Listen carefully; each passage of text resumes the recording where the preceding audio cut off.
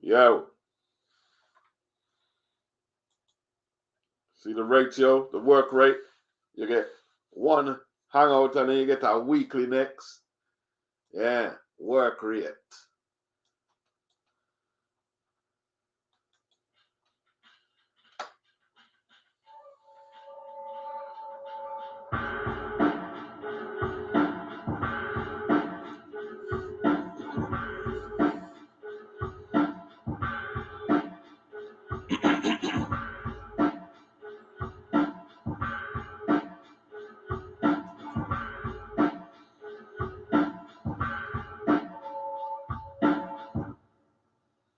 Yo,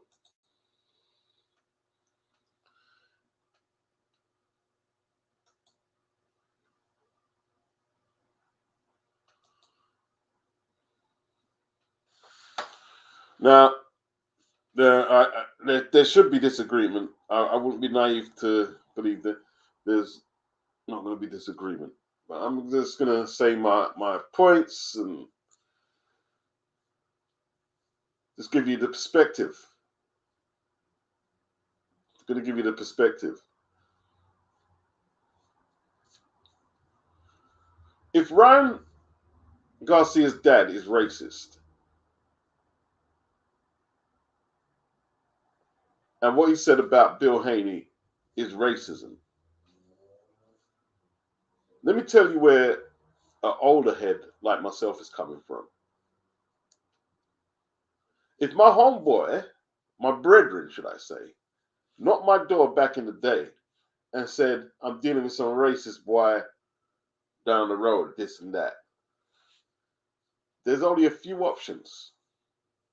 Call the police, or someone's got to catch the hands. To me, that's racism. So, should we suggest that Ryan's dad takes a beating for what he said in the environment where he said it? Is that what we should do?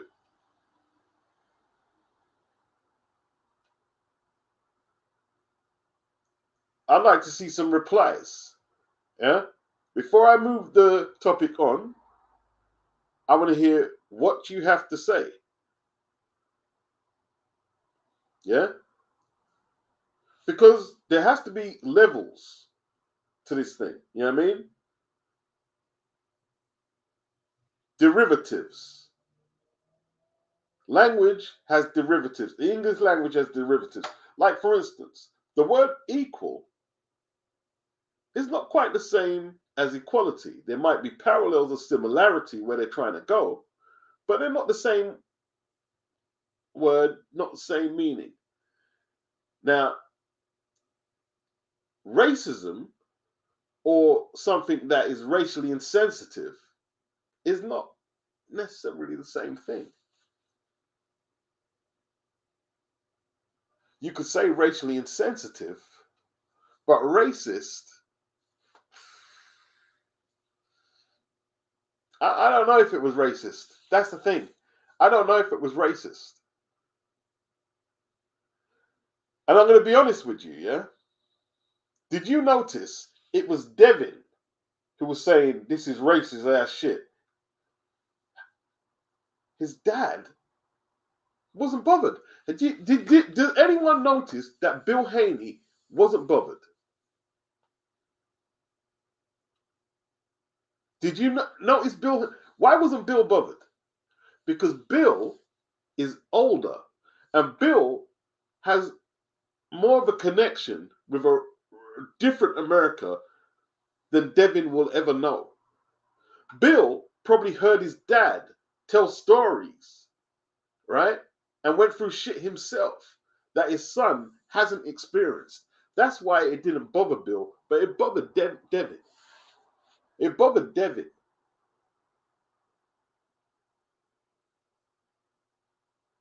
So there is a generation debate when people say, oh, Beats, how can you say it's not racism? Because, you know, my sister came home in a fucking ambulance from the Notting Hill riots, getting knocked unconscious by a policeman. And my dad thought not in the Notting Hill Carnival, I say. My dad fought in the Notting Hill riots. Notting Hill's a fucking bit of a hotbed over here, you know, when you look at it. You go back to the Mangrove Calf and shit like that. Policing in London was different in my day. Way different. It was way different. You know, like the police, like they probably won't fess up, but back in the day, the police would call you all types of shit. I mean, and you'd be glad if they called you all types of shit and they let you go without trying to frame you up or beat you up. You'd be saying that's a result. Today, I don't know. Let's read some comments, man. Let's read some comments. Hakeem, it's always about content in the context. His hair was ridiculed, so he did the same thing. In my opinion, that's not racist. Big up, Hack. Dr. Wu says, yes, big up. Hakeem, he says, you can call it insensitive, like you said. That's a good way to put it. Yeah. Mr. Classic Metal, Nappy Heads rhymes with Natty Dread. I was just practicing a Bob Marley tune in the bass when this popped up in my feed. So good. Big up Classic Metal. Dodge, he said, Beats, you and I are the same age. I find American boxing environment weird. Like anything goes. I hear the constant N-words, and the Nappy Head troop did not register as racist to me. Yeah, I was thinking the same thing. Guzzy, big up Guzzy. Boxing Lounge, he said, let's go, Beats. I tell you what, yeah. If my old man was about, and I was to explain this situation to him, he'd look at me like, what are you bothering me with this nonsense for? This is racism. See, but look, it's modern day racism. You know what I mean? See, Satoshi Black, listen, he's telling you, listen, SW9, yeah, 1982, what? Satoshi, tell them about it, bro. Please tell them. Please tell them. Listen, when was the Tottenham Riots, Broadwater Farm? About 85. And I used to live right on the fucking corner of Broadwater Farm. Not on the estate, but right on the corner of Broadwater Farm on Mount Pleasant Road. And we used to go to New River Youth Club. That's where we used to go. And let me tell you this, yeah? See the week before the riot? I got stopped about 3 or 4 times. Ended up in Tottenham Police Station a couple of times. And this is when it was like, it was getting bad. Bad. Like you couldn't move without getting stopped, harassed, shift. And and it culminated in what it culminated in. Yeah? Totally different environment. Totally different environment, bro. You know what I mean? Totally different environment. That's all I can say. And when my dad was growing up, your hands had to be ready because the Teddy Boys were coming to fight you all the time. And then after that, the Skinheads.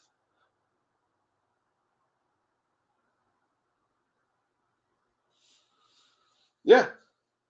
Base says the tolerance of racism and racist acts was much higher back in the day. Now things are less tolerated. It was definitely a racially offensive comment, as only black people get accused of nappy hair. Yeah, okay. I mean, I'll roll with that. You're saying the tolerance of racism and racist acts was much higher back in the day. But were they though? But were they?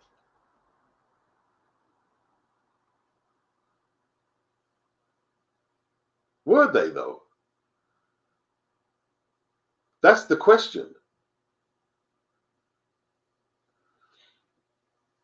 You know, before It was around the Channel 4 era. When the channel, probably about 82.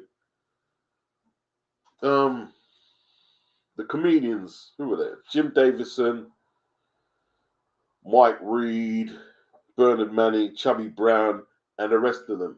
They used to come on television and use very inflammatory language when concerning race and misogyny.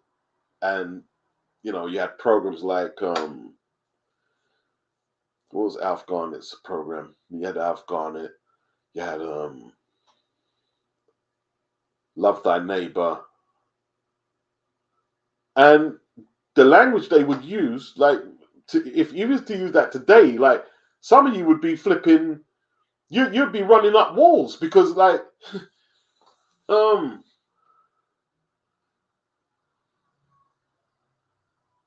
don't know. Like I said, okay, if you're saying it's racism, because racism, see, what people, yes, that's it, Dr. Woodok, in Sickness and Health.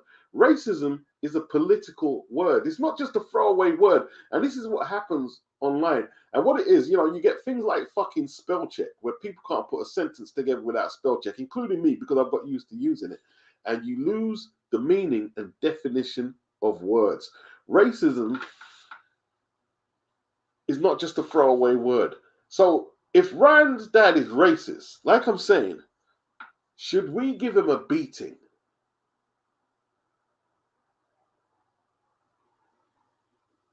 I'd like to hear. Should he get a beating? Big up Mr. Classic Metal. I appreciate the super chat. He says, I bet the older YouTubers like Blood Boxing would have a field day with this one. It's usually the younger folks who have a very thin skin and are very easily offended. Can't argue with that.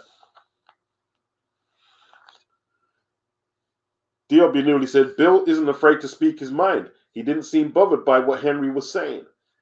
And why is that? And why is that? Because it's not really racism. It was racially offensive. It wasn't something to make a big deal about, in all truth.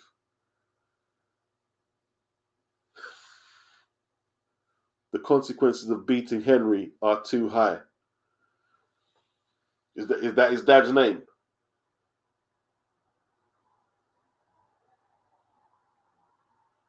Von, he says the nappy comment came in an immediate response to Bill talking about his toupee. I don't think it was racially motivated. I mean, his toupee, see, what you have to understand, that is a touchy subject to him. You're talking about his barnet. A lot of men who lose their hair and get toupees, they get very sensitive about that. And he's going to lash back and use something that he thinks, you know, okay, could be equally offensive. And I don't know. I don't know. I don't know. I mean, he didn't call him the N-word. He didn't say, I mean, I don't know. I mean, you watermelon, chicken eating shit or anything like that.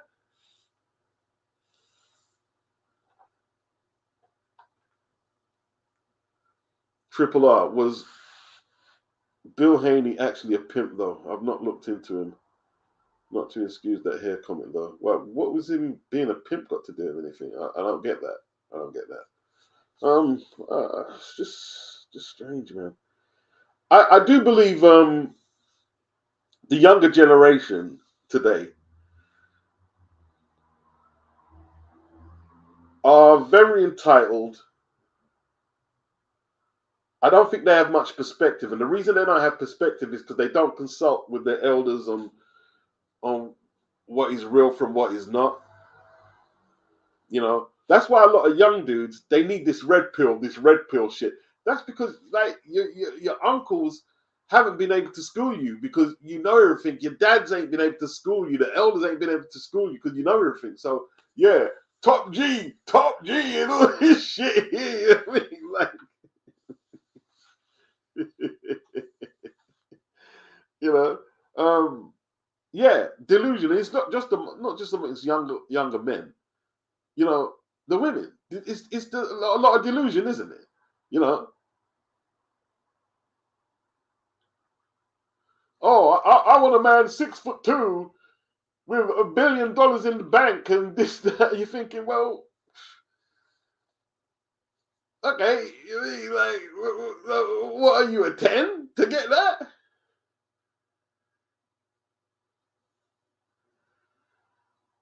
Bay said at Von, it wasn't racially motivated. If it wasn't, he could have used another description to comment about his hair. He chose the word nappy for a reason. But see, the thing is, you see, what you're saying there, it's very sanitized what you're saying. When people are going to flip back at someone who said something, they don't go into their notebook and say, okay, is this racially insensitive? Is this politically correct? That's not real life. It's instantaneous. And that's what that was. Yo, at least I ain't got a nappy head. Yeah, that was that. That was the end of the exchange.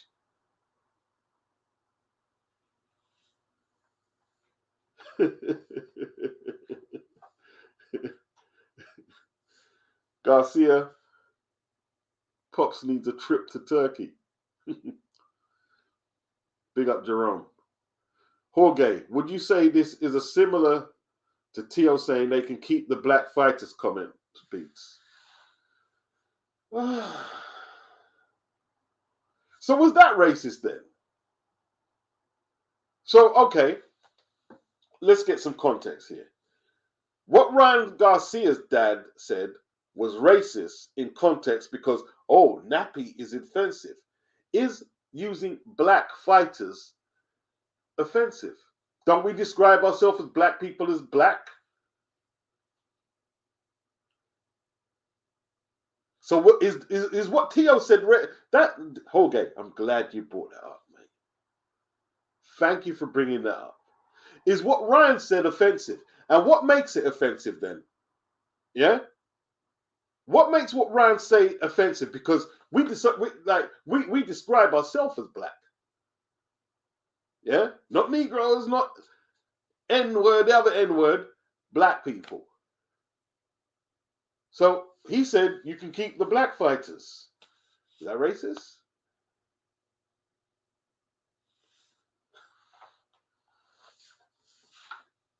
That's interesting to me.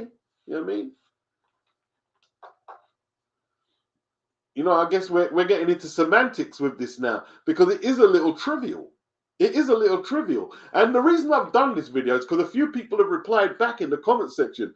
Oh, well, you know, oh, what? Yeah, God, blimey.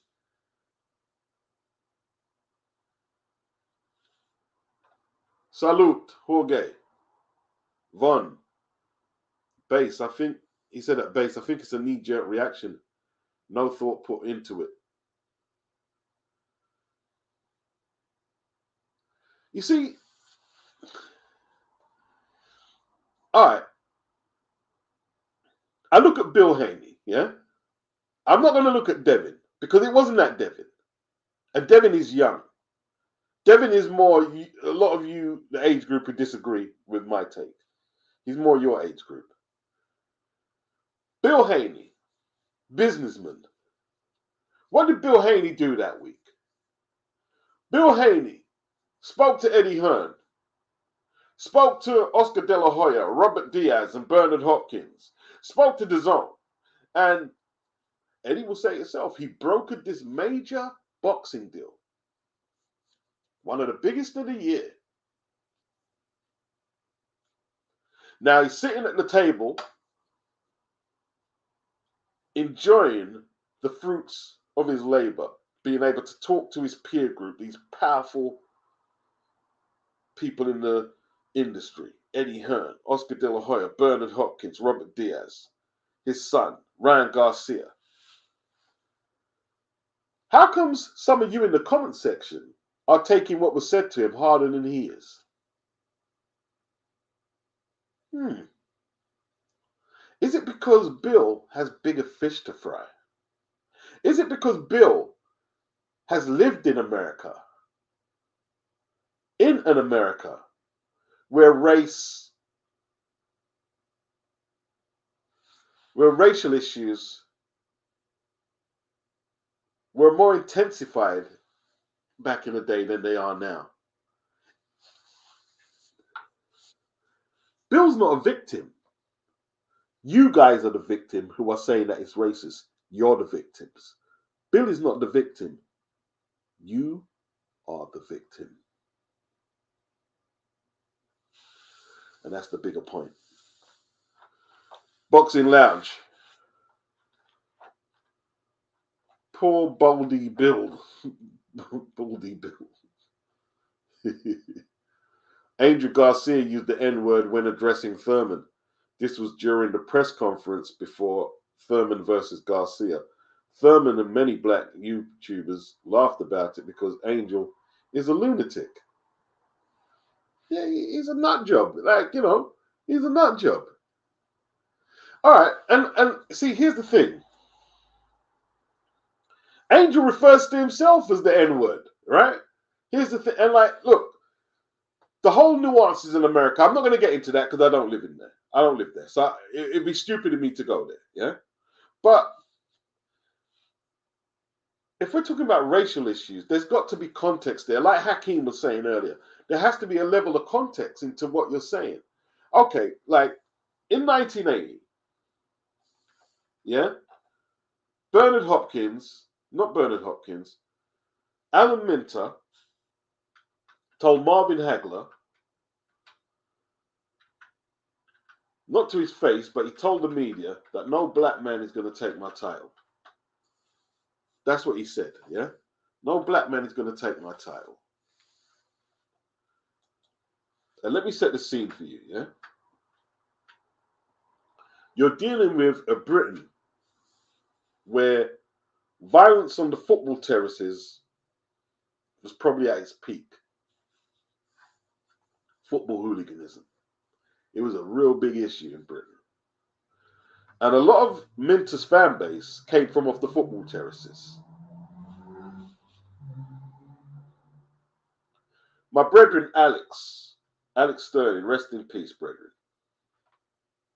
His dad was the first immigrant to win a British title. Okay, Bunny Sterling from Jamaica. When he fought Mark Rowe, all the articles said there was unpleasant scenes when the black man beat Mark Rowe and became British champion.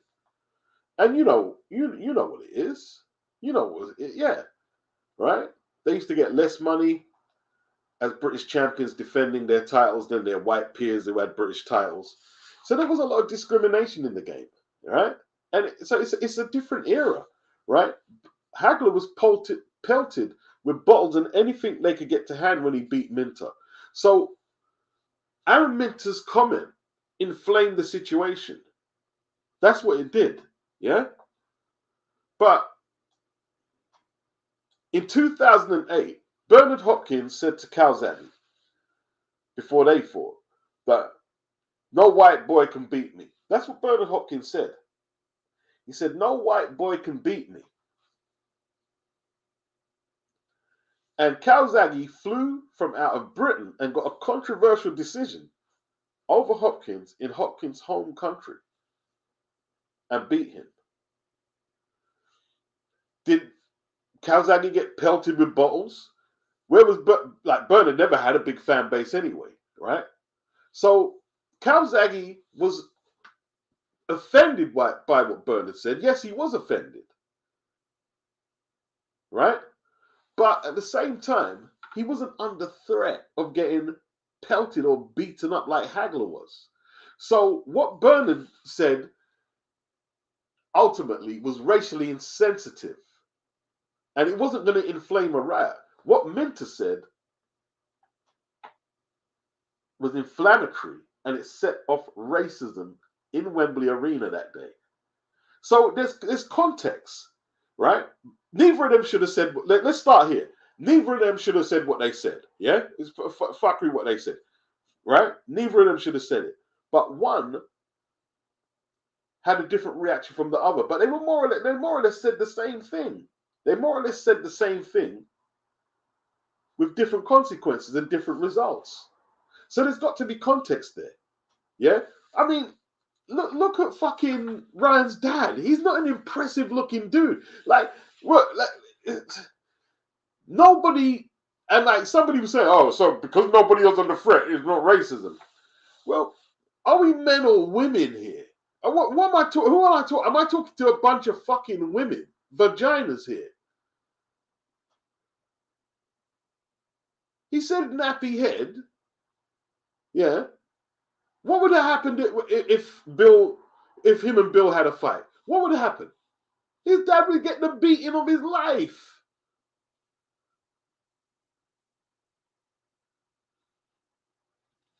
There's got to be content. You can't be the victim in every situation if you're black, man.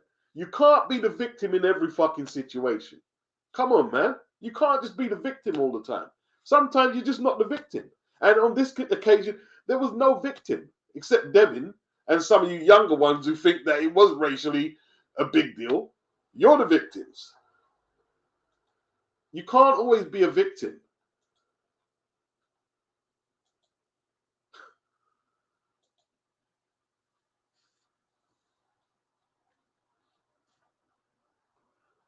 Devin Haney comment about never losing to a white. Right. Wait, look at that! Look at that! Look what he brought up. Sports fan number one. Look what he brought up. Devin comment about never losing to a white boy. Now you see, I don't agree with what you're saying, though. I don't agree with what you're saying. I don't agree with what you're saying. You're saying, it has more racial overtone. No. They're all fucking throwaway fucking shit.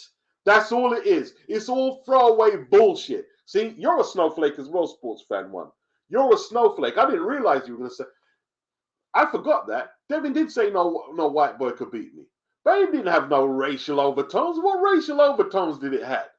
There ain't no white boys really doing nothing in American boxing. What overtones did it have? It implies superior authority over people. Fuck out of here, it does. Fuck out of here. Yeah? When boxing used to use vernacular like white hope, black murderers row, and the colored heavyweight title, that had racial overtones. This shit here in 2024 is some made up fucking revisionist bull crap. It didn't have no racial overtones. Stop being a snowflake and stop trying to make a big deal out of some bullshit. Grow up. Grow up. Grow up. Oh, you're a black man? Oh, you're about Devin's age, probably. That's what it is. Snowflakes. Bunch of snowflakes, bro. Bunch of snowflakes. Triple R. People will say personal things about how someone looks regardless of what features they are talking about to wind them up. It's just that simple. Yeah, that is true. What you said there is true. That is true. You know what I mean? That is true. Now, Sergei Kovalev, when he had his son in the monkey t-shirt, come on, man. That's what I mean. Look. You know what I mean? I mean, yeah, that was some bullshit. That was some bullshit. That was some bullshit.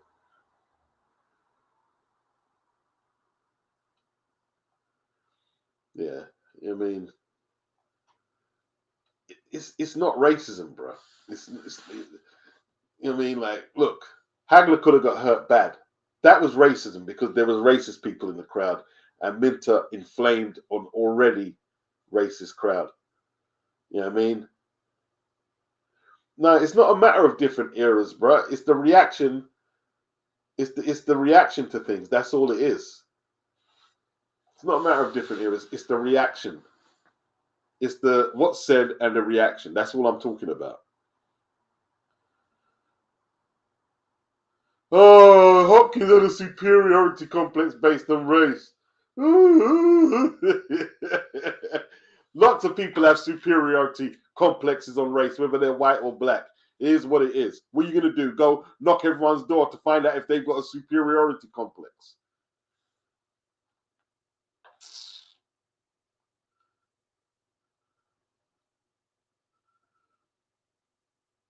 Come on, man. No, people look. People can feel how they want to about race. I didn't say you wasn't black. You know what I mean? Yeah.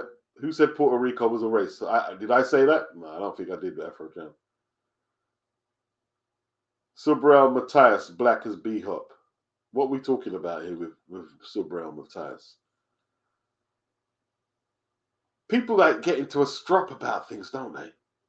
You know what I mean? Like, you know, a lot of blacks want to be victims in race, and whites too. When they do the white reverse, reversing racism. If I said that as a white person, well, just don't say it. Yeah, find something better to do with your time. Yeah, don't say it. Or you know when they say, oh, I want to use the N word too. Why? Why? You know what's going to happen if you say it. Why?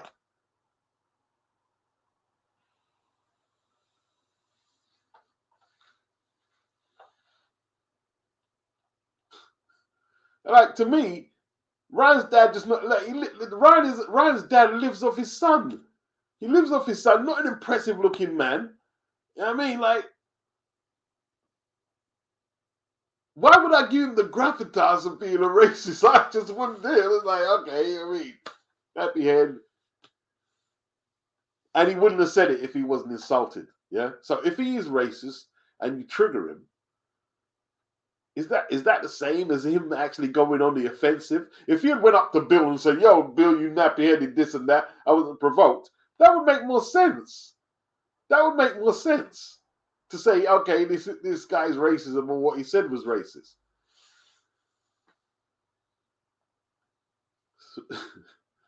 Oh boy.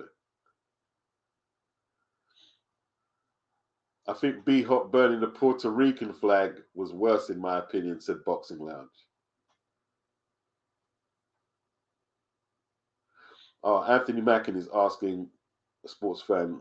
Okay, that's why he was asking. Okay. Dodge 72 said it's fake racism. A lot of it is fake racism. A lot of it is fake racism. You know, a lot of the debates, you know, in boxing, people want to belong to one side, don't they? You know what I mean? So I'm going to go over this side, and you know, we're going to say that about them, and they're going to say that about us, and it's just like, oh gosh, really, really. I mean, Mr. Classical. There is a very funny scene of Bill Haney walking around after a boxing match and asking Mexicans, "Is Ryan a representative of La Raza?" That means our race. And they all answered, "No, no, no." Well, this is what I'm saying.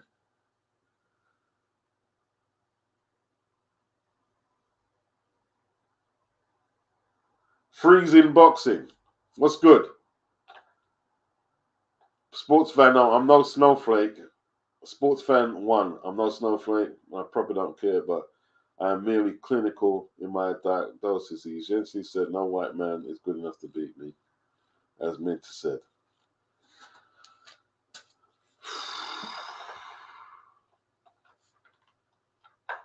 Man.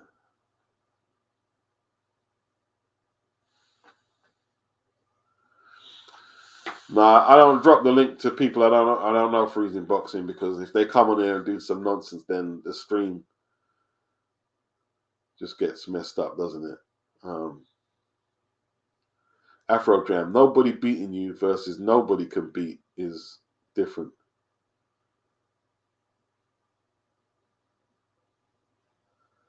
I'm a bit confused with that.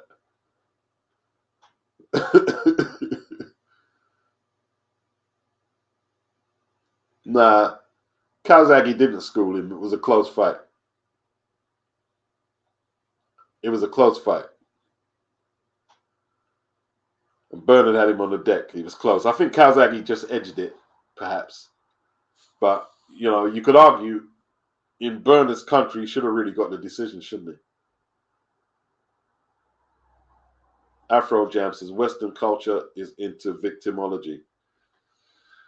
Modern day culture is all about victimology. Yes, it is. It definitely is. You know what I mean? And people put themselves in different boxes so they can be victimized. You know what I mean? So they can be victimized. Never understood that.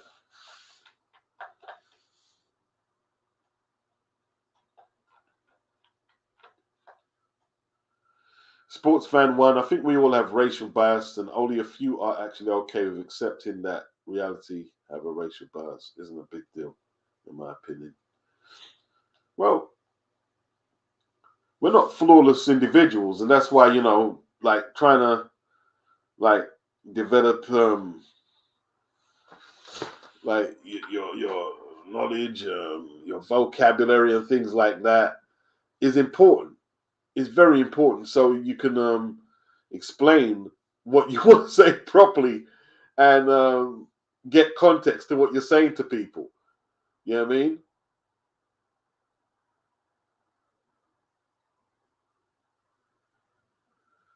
KJM, I don't have racial bias. I know many people who don't. Maybe you need to broaden your social circle.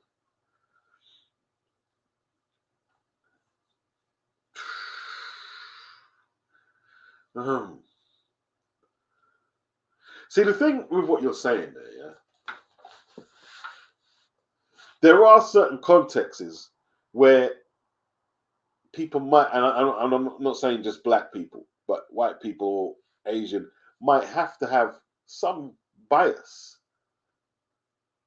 depending what their conditions is. It's not just all black and white for everybody. And I'm not saying, oh, I need it, but there's certain people who can't just say, oh, I just don't see color, depending where they're located in the world or what their status is where they are. So it's not just one size fits all. It clearly isn't. But is it Henry Garcia? To me, doesn't have the authority to victimize Bill Haney one bit. Not one bit.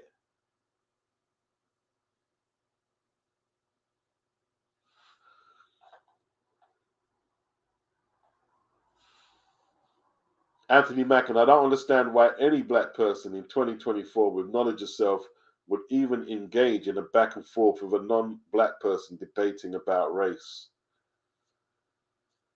That's a great point, actually. Because if you understand yourself, like what Anthony's saying here, why would it affect? See, and I think that's where Bill is, you know. I think that's where Bill Haney is. That couldn't affect Bill. It affected a lot of people who heard it, and it wasn't directed at them. But not see, knowledge is a powerful thing, isn't it? Freezing Boxer says Canelo is not Mexican, he's a Spanish white.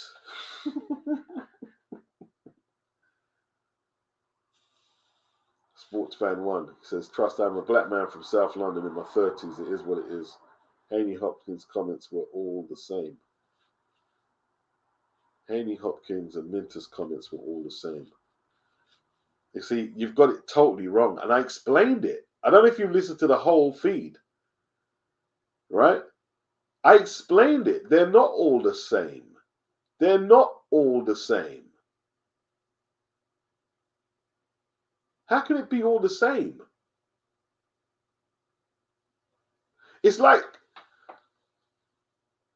what you're saying is like me being in a congested area with a lot of people, and I scream out fire, fire, fire, knowing I'm going to cause panic if there's no fire there.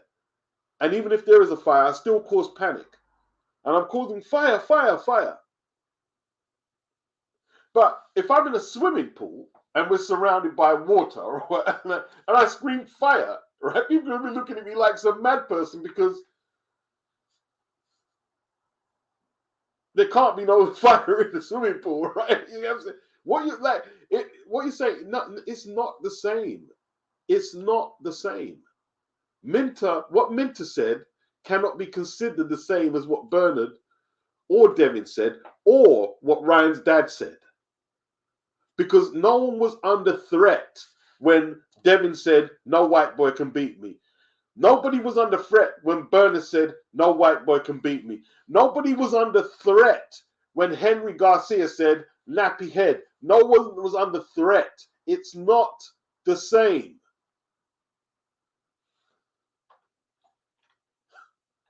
Please. Dennis from Boston. He says, best in the biz, Mr. Beats show keeps me up to date on local UK scene. Oh, no doubt, no doubt, no doubt. I covered a few of the British fights this weekend as well. Sam Eggington and Barrow for the European title at 154. It was a good fight. It was a good, very good fight.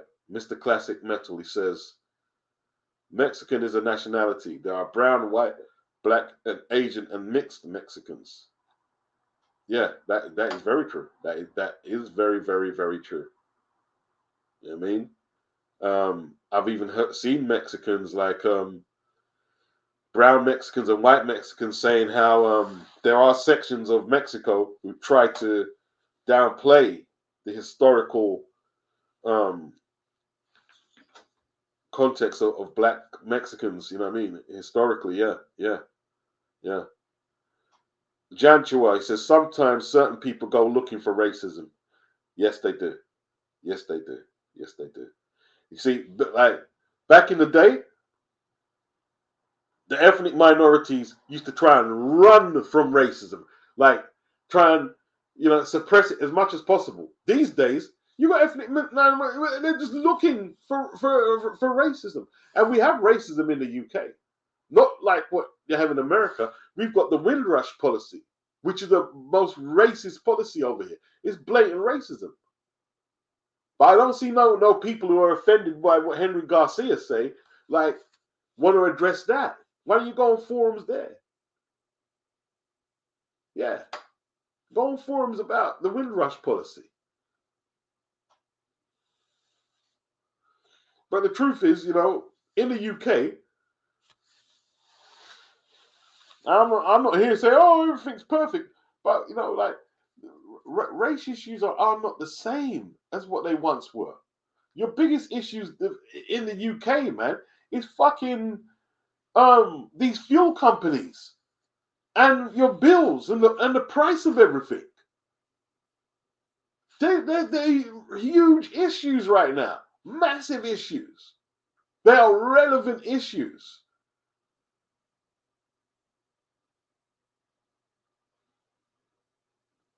People like somebody early said, Jantua about, and it's not just racism, Jantua, like looking for race. People are looking for constant problems and making life more complex.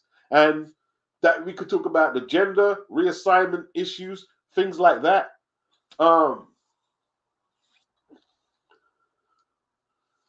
This red pill feminist thing, you know what I mean? Like looking for constant issues. Like, these people looking for perfect women, you know what I mean? Like Kevin Samuels, oh, what's your dress size? If you're a certain dress size, you can't get a date. And then women on the other scale, oh, if you're not 6'2", you can't get a date. Or if you ain't got $1 billion, you look to make life too fucking complex. And that's the problem with a lot of young people today.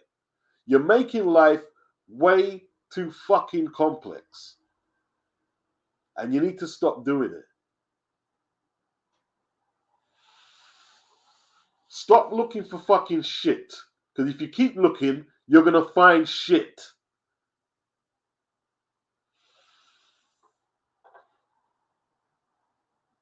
Yeah?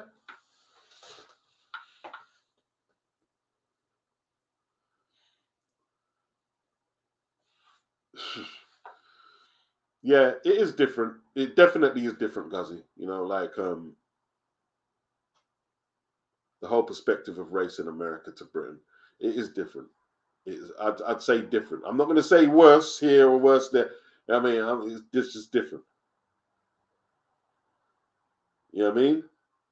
Yeah. Like I looked on my bank account and like how much fucking they shredded out for fucking the electric on direct debit and like what the crazy money, bruh. Crazy money.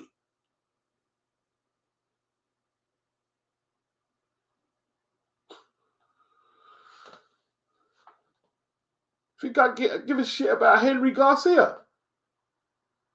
And here's the thing, man. Like, no disrespect to the Brits. You know what I mean? Like, we do jump on what Black Americans say is racism a lot over here. Like George Floyd, yeah, hey, it was bad, and Trayvon, it was bad. But yo, it's not really our fight like that, is it? You know what I mean? It's not really, it's their fight, really, is it? Why are we getting so, I mean? Although the Trayvon shit did piss me off. It did piss me off. It did piss me off. Jerome Benjamin said, Minter's comments came at a time when racism was very high in the UK. Thank you. Thank you. Simple as that. As simple as that. Yeah? Minter's comments cannot be aligned to Devin's immature and Bernard, who was a big fucking old man at the time, immature comments. They can't be aligned to the same thing. They can't be. Yeah?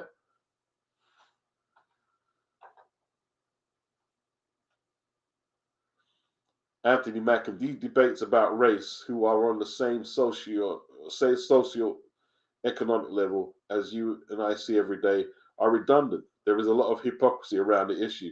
Yes, of course there are. Of course there are. You know what I mean? Like,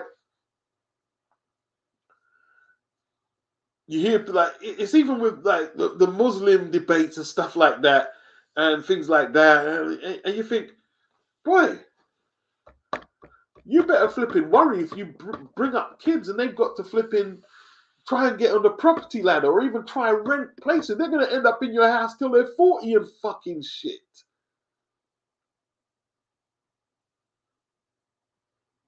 At this rate here.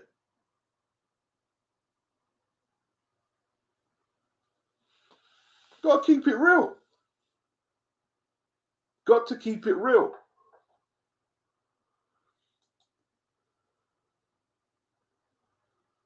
Tots, he said, in my day in Tottenham, we had an officer whose number was 666. And this bastard lived up to his name. Boy, I mean, big out Tots. You know what I mean? Tots knows what he's talking about, bro. I don't know this cop, but you know what I mean? He knows what he's talking about. Policing was on a whole different level in this country. On a whole different level.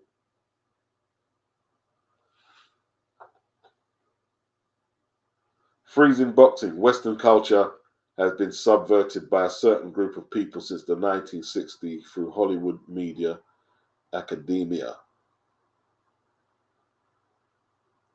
Boxing Lounge, he says, race is not a biological term. Ethnicity is. Interesting. Interesting. I'd like that to be broken down a bit more so I could get some more understanding.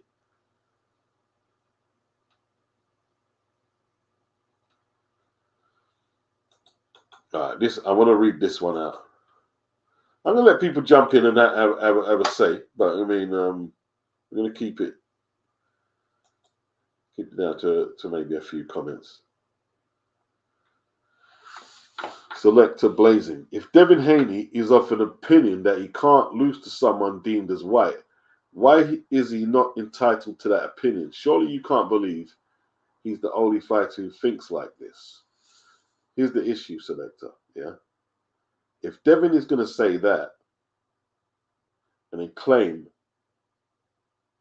that the man who called his dad Nappy Headed is racist, then he runs into a lot of contradiction, doesn't he? Or I don't have a problem with him saying. See, I said earlier when somebody was saying, "Oh, Devin is comments are worse," than I said, "No, it's not. It was a throwaway comment, and I mean, it's not a big deal. It's not really a fucking big deal." Yeah.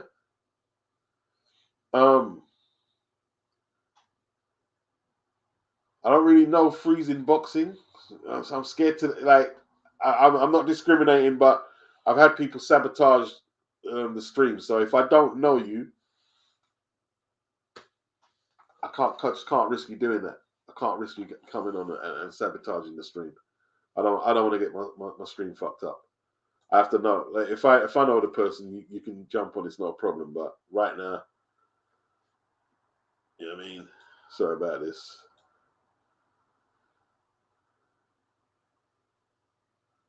And everybody knows what I'm talking about in the chat who's a regular here.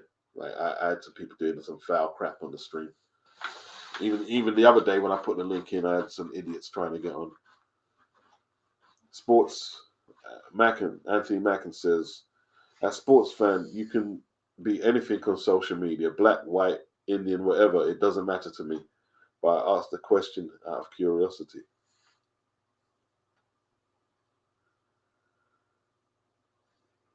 Freezing is an American term. An American term for what?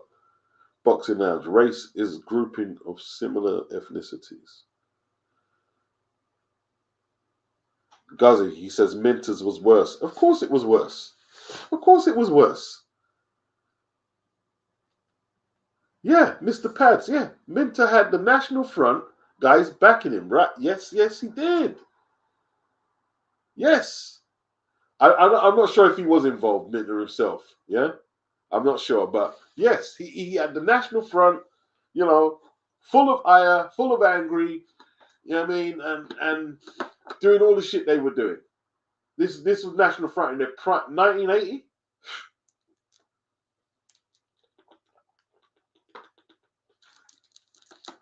Yeah. You know, Haney, Garcia, Hopkins, they said what they said when in environments where there was no racial tension. Are some of you not understanding that?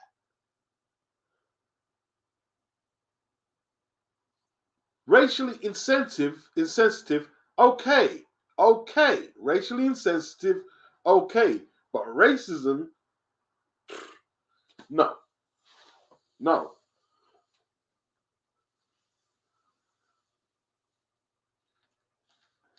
Okay, I get that, KM. You don't recognize racial superiority. It makes no sense. Okay, fair enough. I get that.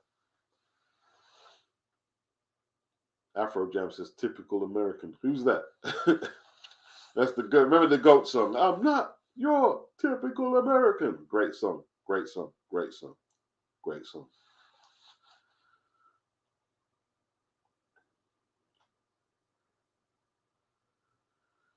Anthony Mackin at Beats. Most of these debates. I'm sorry, freezing boxing. I can't let you. I mean, cool. I just don't recognize your channel or whatever. Most of these debates that black people like to have with lower order whites about racism who spew pseudo intellectual babble. They have no clout in the upper tiers of white society. Quite strong, Annie. It's quite strong. Pick yourself up, though. Jerome Benjamin. At Pods, I was a kid at the time, and the NF were massive in the UK, especially in certain parts of London. Yes, they was. And it's the same with Mark Taylor for Errol Christie. And they had to bring in Cass Pennant to try and sort it out. Like, I mean, yeah, racial tension. You know?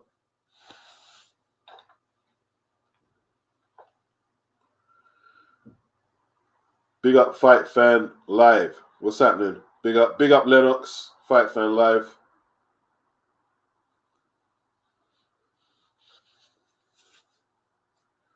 Yeah, man. Who's the guy who was second to Ken Livingstone back in it? His name was Lee Jasper. And he spoke about, like, you know, especially the South Londoners, bro. I mean, like, you have to be in shape, innit? They had the gauntlets out there. They had the gauntlet runs. You have to get over a certain threshold, bro, before the skinheads caught you. Like, a lot of you younger Londoners, you don't know about that thing. You didn't, like, fucking Jesus Christ. Like, if you live in Tottenham, everybody knows about the Broadwater Farm riots and the Mark Duggan situation. But yo, there was other situations where the city was on fire. Basically, there was others like Broad Lane, Gestetner, where the National Front came to have a meeting. I don't know why they had a meeting in our area. You know what I mean? One of the most blackest towns in the country. Have a meeting in there. Yeah, and I'm not here to say everything is perfect with race, but it's on a totally different level now. Totally different level. Totally different. Like people have got to look at economics right now, bro. People have got to be looking at economics.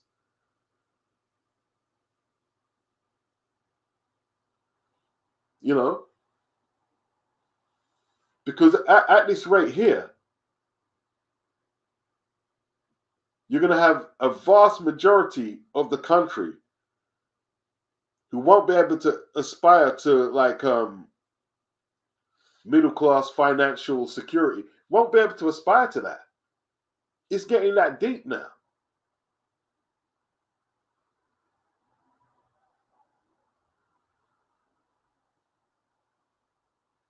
Jerome says, Guzzy, Minter was tinged with a superiority complex that represented how it was in the UK at the time.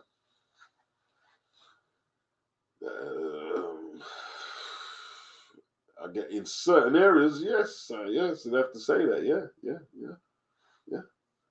Anthony Mackin, if you are black and wait to solve the race problem, start with your own life to be a world-class example to the world. Our racial claim is to be addressed by Western governments and royal families. Okay. Yeah, well, see, the thing is, right, Anthony, what it is, right, it's often based in your self-esteem, how you are affected by other people's comments. Like, not being funny, like, Henry Garcia can't offend me, bruh. No disrespect to him. I look at him, he can't offend me. I can't be offended by him.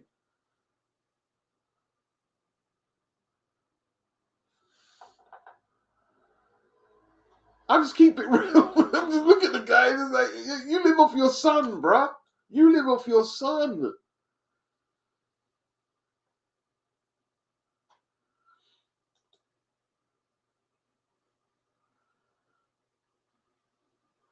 All right, freezing boxing. All right. A few.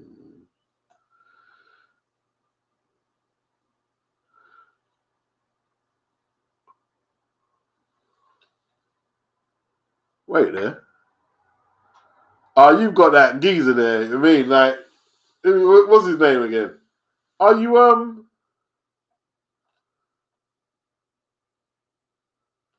What's his name again? Are you the what's his name? What's his name again? What's his name?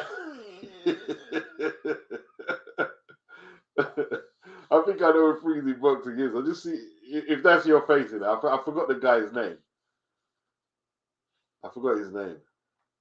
Forgot his name now. What's his name again? What's his name? What's his name? What's his name? I forgot his name now.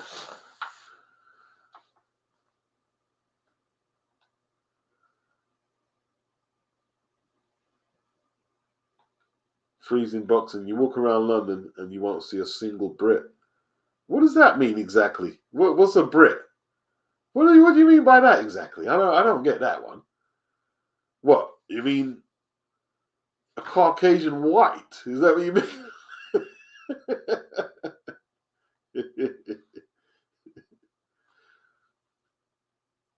Right, Dutch. Exactly. Exactly. Exactly. You know what I mean? Exactly.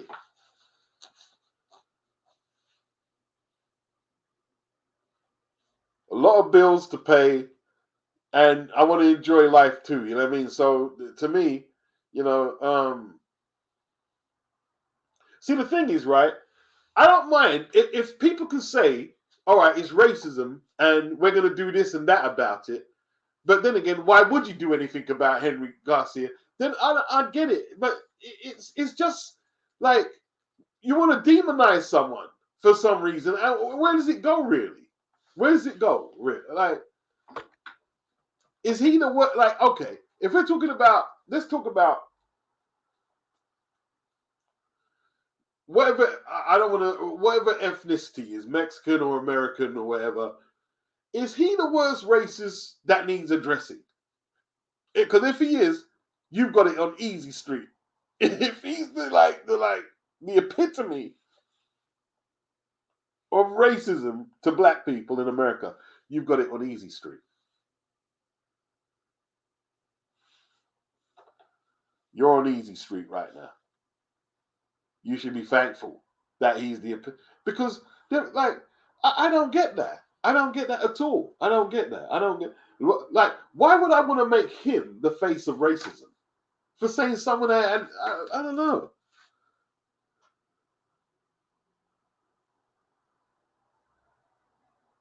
I don't get it. I don't get it.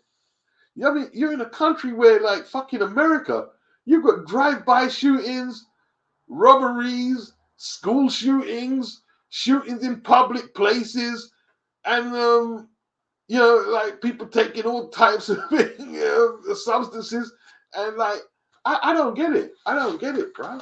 I don't get it.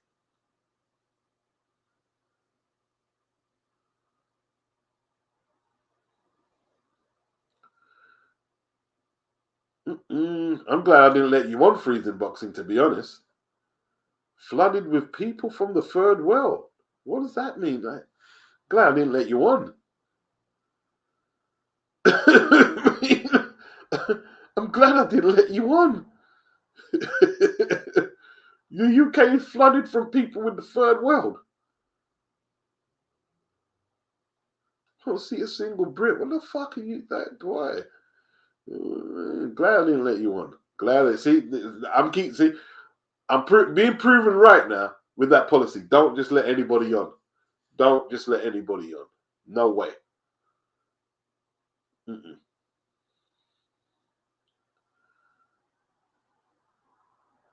Okay, Guzzy said, I watched that fight live as a kid on Sports Night and I was traumatized.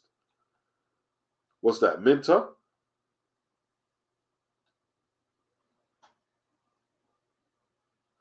Sports fan one. I think the ideologies that led them to say what they said was similar.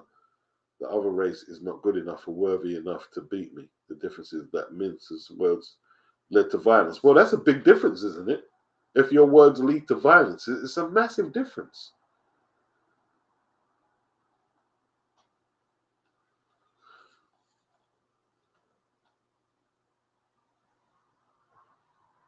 Kyung says his kids are mixed race.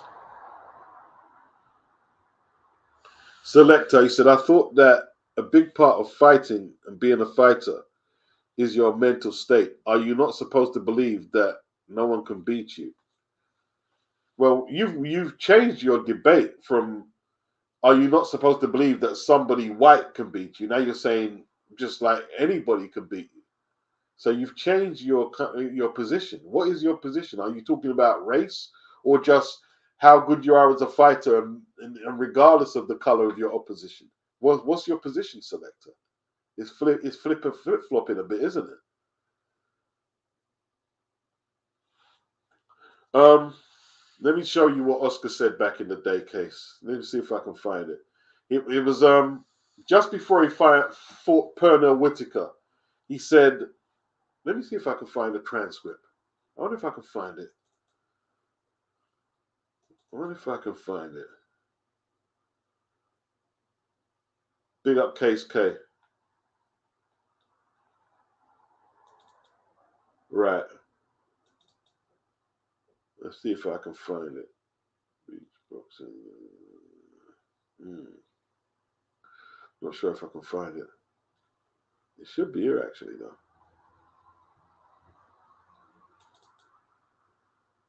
It could be here.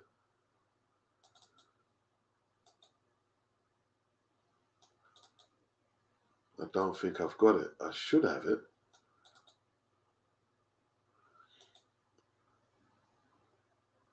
It should be here, you know. Where did it go then?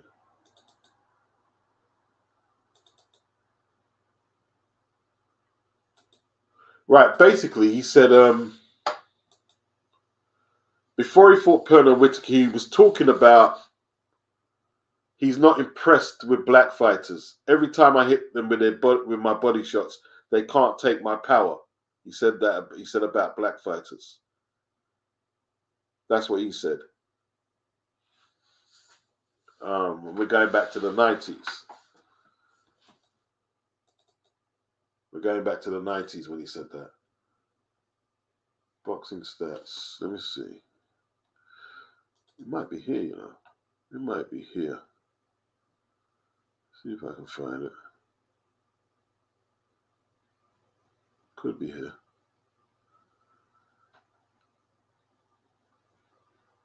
I'll search for it, but keep talking. I'm sure it will turn up. I'll give you the transcript. I'll share it as well.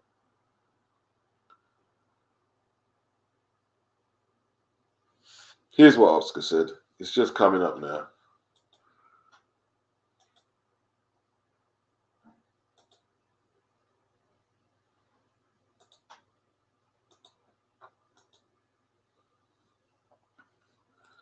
For his next fight against Pernell Whitaker, De La Hoya tried to rally the Latino support behind him by talking street tough. The Afro-Americans, I thought, they don't have heart, he sneered. They can't take it to the body. I use my speed and my power punches on them, and they give up right away.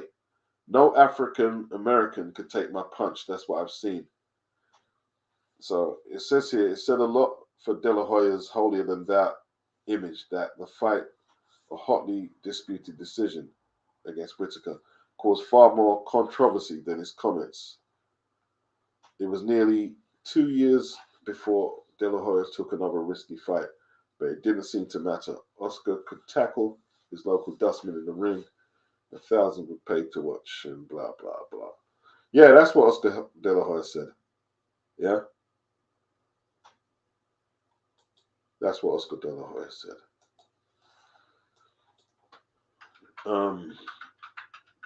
But Larry Merchant said, what did he say? I haven't got the transcript. I tried to find it the other day. What Oscar would do, Oscar would come out with the Mexican flag when he was fighting black fighters to try and rally up the support of the Mexican fans. And when he was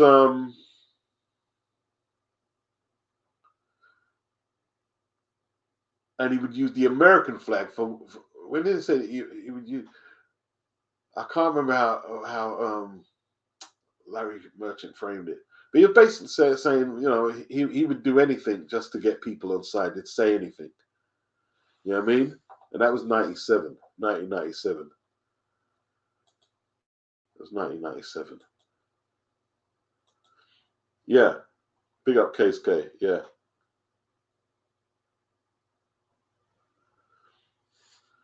Is Oscar a racist? You know what I mean? Oscar is someone who will say anything to try and sway the political angle his way. I don't know if he's a racist. I don't know. I don't know. Remember the emails came out from Golden Boy? He didn't do much about it, about Al Heyman. Remember the emails?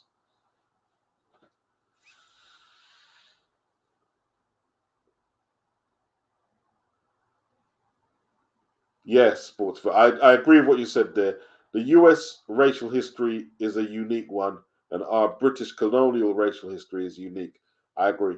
I agree. They're both uniquely different. I agree. I agree. I agree.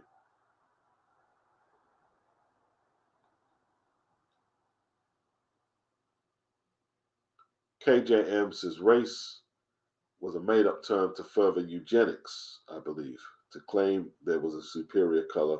It's a term brought about by Nazis. Interesting, interesting, interesting, interesting. It's a shame nobody came on who I knew to help with the debate. I like freezing. Freezing could take a run and jump for all I care, mate. Yeah, I mean, you can take a run and jump, mate. No disrespect, but nah.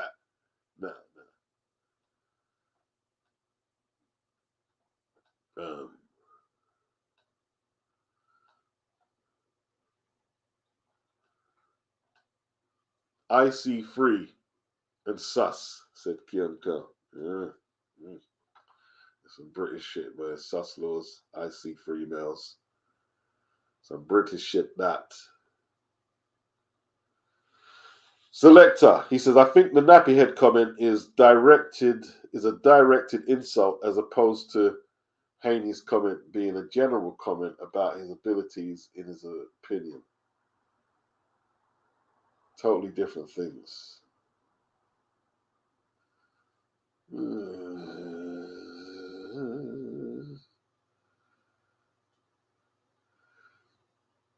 All right, okay.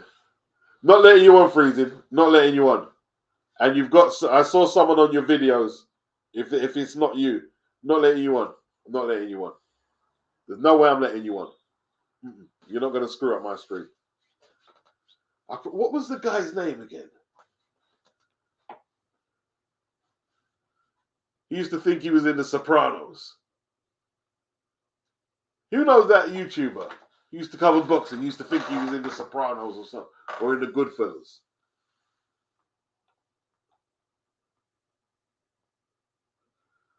Subspecies or bred, not different species. That's media propaganda. You guys are going into some deep theories. Kyung Ko. Southall used to be loads of Jamaicans back in the 50s. Now, mostly Bangladeshi. Yes. Indian and Pakistanis. The demographic just keep changing. I didn't realize there was a lot of blacks there 50s. I didn't realize that.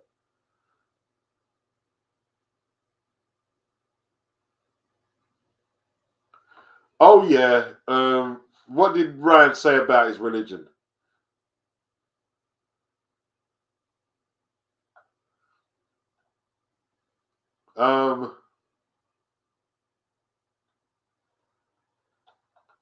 But look, man, Ryan. See, Ryan. I'm not saying people shouldn't be held accountable, but flipping Ryan, Ryan is going through episodes right now. I'm not sure if Ryan gets to the fight. I am not sure if Ryan gets to the fight. Ryan is a young man who's carrying his family on his back.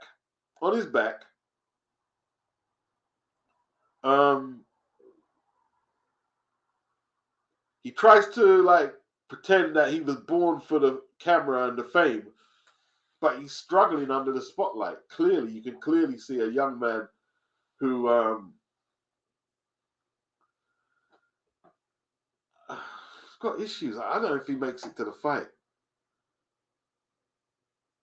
TKB, why don't other races win 100 meters sprint or 200K or 200 meters? You have to ask Jimmy the Greek. Remember Jimmy the Greek? He had some interesting theories on that shit. Anthony Mackin, black people, descendants of slavery, have a justice claim with Western governments and royal families of Europe, not with lower order Churchillian terrorists. That's deep. That's deep. But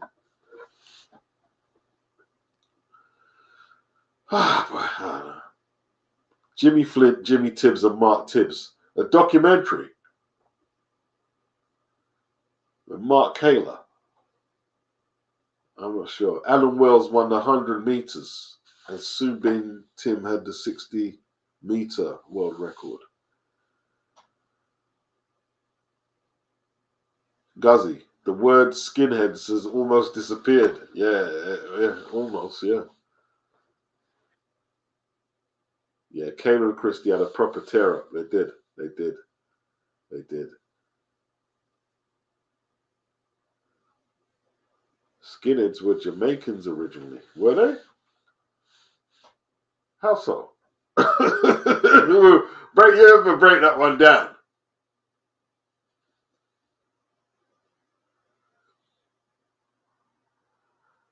Because they're only one race. There's only one race in the race. Humans can't be different races, just ethnicities. Okay.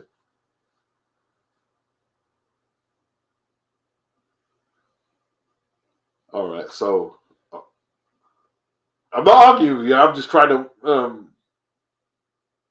like figure it out in my head. So there's not an Asian race, Oriental Asian race. There's just ethnicity or Asian ethnicity, and obviously you've got Oriental Asian and the continent of like Pakistani, Bangladeshi Indian, that Indian. Um, yeah, it's yeah. Even that's frazzling my head a bit. Alan Wells. Did they say Alan Wells was he was accused of taking shit though, wasn't he? But it wasn't until years later, probably after he retired.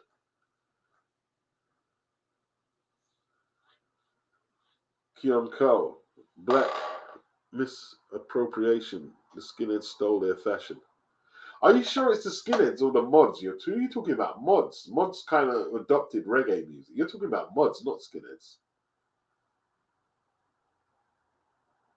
I think you're talking about mods and ska music. Alan Wells, Alan. Scotsman, isn't it? Scotsman. Also beat UF athletes a year later, and Ben Johnson. Alan Wells. I remember Alan. Haters. He says 130-pound division leader tournament. Cordina. Ford. Ford is 126, bro. Ford is 126. Foster and Nunes. I felt Vasquez got robbed versus Ford. It was close. Yeah, I need to go watch that one again. Cordina. I thought Vasquez beat Cordina, and I wanted Joe to win that fight. I was Team Joe all the way, and I watched it. That fight was too close, man. I thought, uh, I did think Vasquez might have stole it. To be honest, I really did. I really did.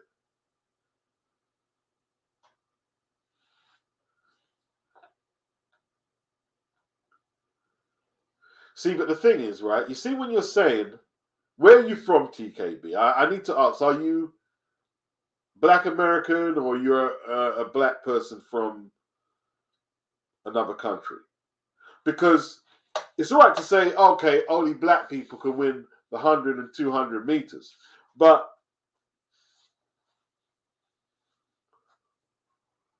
what I've noticed, yeah, I'm keeping it real, like some of like, maybe not the black Americans in this chat section, they will claim, okay, yeah, blacks are dominating like the track and field and stuff, or the 100 meters, the 100 meters. But it's Jamaican blacks. But if we was to try and say, well, okay, Jamaicans helped pioneer hip hop. No, it's not. It's FBA, Foundational Black American. You ain't got nothing to do with it. So, you know what I mean? You can't just like, okay, yeah,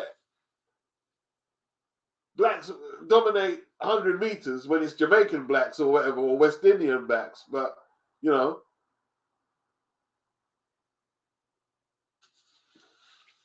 Yeah, I mean, you can't be that like. I mean, but when it's something like hip hop, you want to keep it all American, or it's something that you treasure. You want to keep it all American. But if you want to like style on other races, you want to say, yeah, blacks won the 200 meters. When normally you guys ain't really got time for Jamaicans. That you like the foundation of Black Americans. They separate themselves from Jamaicans and other Africans from other parts of the globe.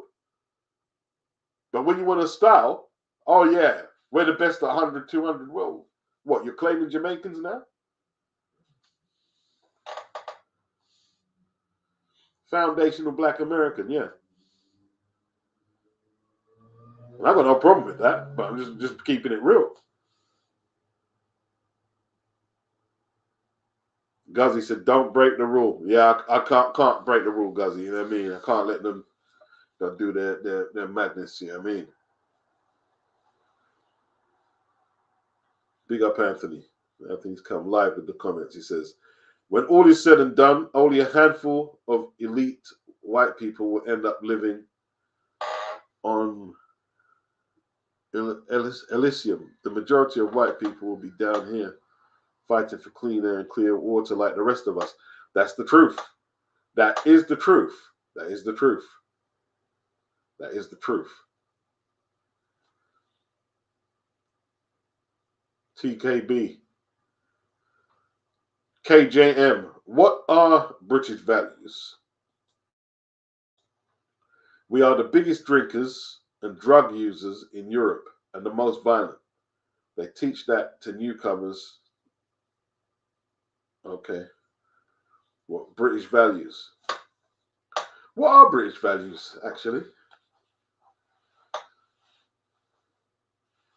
Can anyone drop that in the comments? What are British values? It'd be interesting if freezing boxing.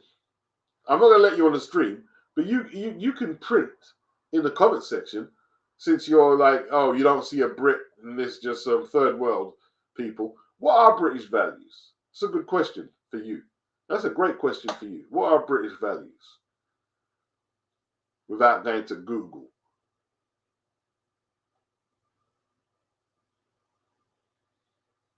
Anthony says, knowledge of self is a powerful thing. Racist words don't offend me because of the people who spew it don't matter to me. Place your energy elsewhere. That's the key right there. That's the key. That's the key. Unless you place people on a level of importance, yeah, unless you do that, then it's hard for people to affect you. It's difficult for people to affect you with mere words, anyway.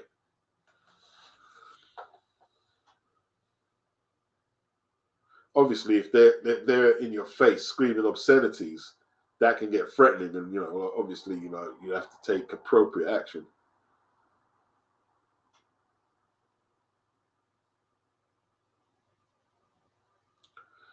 Okay, sports fan one. I think there are clear, noticeable physical differences. Oldest fossils in Africa are apparently in the Bantu people in South Africa. They clearly differ from West Africa or Nilotic people. Okay.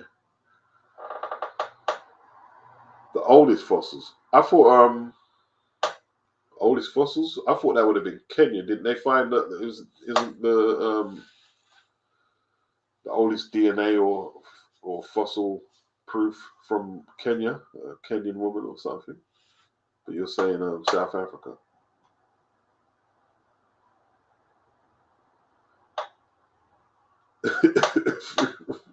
Freezing's an idiot, man. Freezing is an idiot.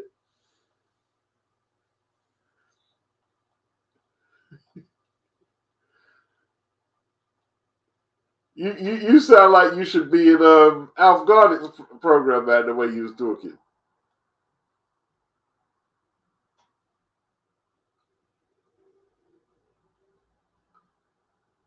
Afro Jam. it has a mixture of both. Europeans try to tie race to their own culture when different cultures have their own concepts. Oscar from East LA, a lot of Mexicans and Latinos from SoCal are racist. Okay, okay. Well, I'll take your word for that case because you lived there. You lived there.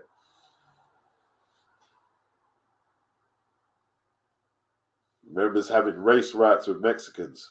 Yeah, it's that black and brown thing, isn't it, over there, bro? Yeah, I know. I know it's pretty tense. It seems like it's pretty heated.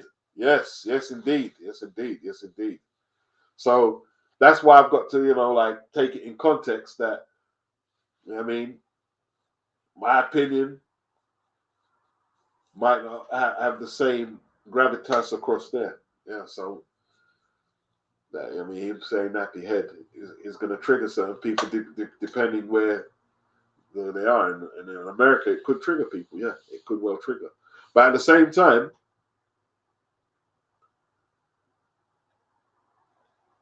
you know, I don't know. That's the guy. Yeah, yeah, yeah, yeah, yeah. That's the guy. Yeah, yeah. That's the guy. Oh, he's in jail? Well, that's not good. I don't wish nobody jail, even him. I don't wish nobody jail.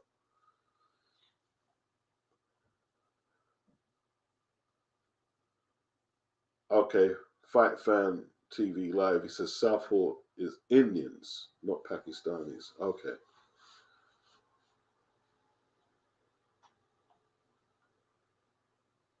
Yeah, that's right. Freezing boxing. Yeah, yeah. Only black supremacists are allowed on the panel. Yeah, yeah. Exactly that. And you're not invited.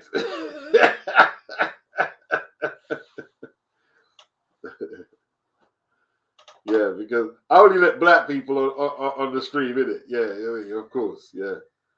Except, and you hang with Johnny, and he's not. And if we're black supremacists, he's not a white supremacist. Yeah, you're a joke. You're having a fucking joke. KJM, you have a Palestine flag profile. See, this is what he's saying. So you're definitely not white, bro. You're a joke.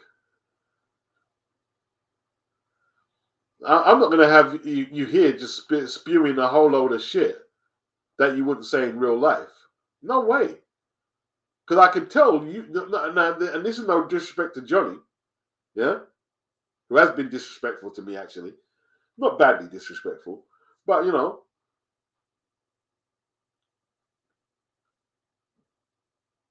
if that's the level of company you keep, you're obviously not a very good conversation to have. Why would anyone talk to you for that matter? What? So you can spew off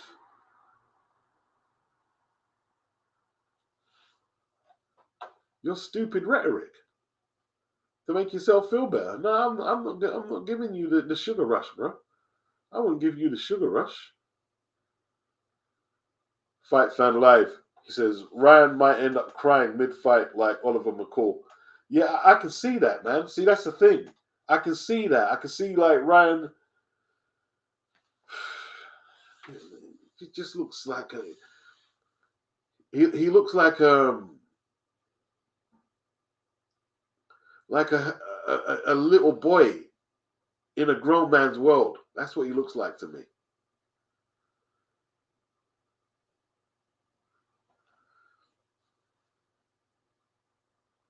Dodge says freezing is way past your bedtime. Go have your Horlicks and get mum to tuck you in.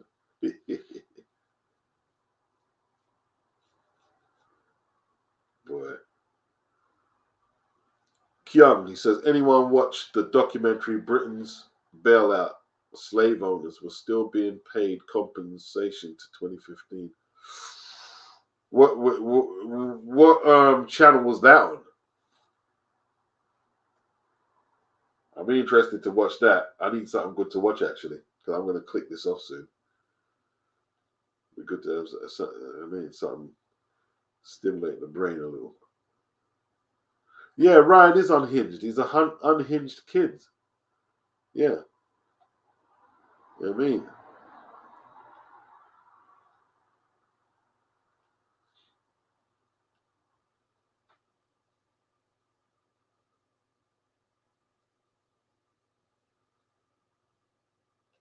Man, freezing. I don't know. I don't know what you're talking with Johnny about, but you know what I mean.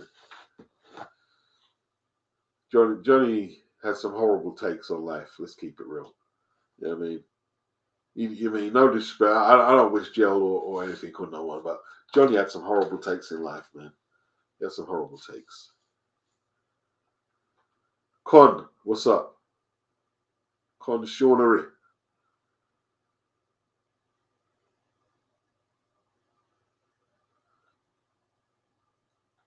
Genetics. Indoor athletics are on today.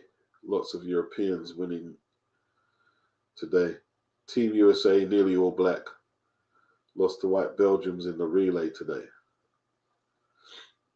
Okay. Is there any significance in your comments? Are you trying to make a point? I'm not saying a negative point. Freezing boxing. FBA is some Dr. Umar made up shit.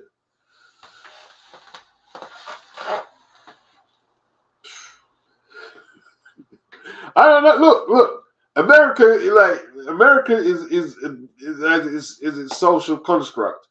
So if they feel they're being marginalized and they have to ideas that it is what it is. I'm not saying it's right or wrong. What you mean? But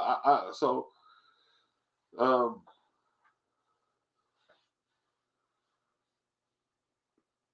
it is what it is. It is what it is.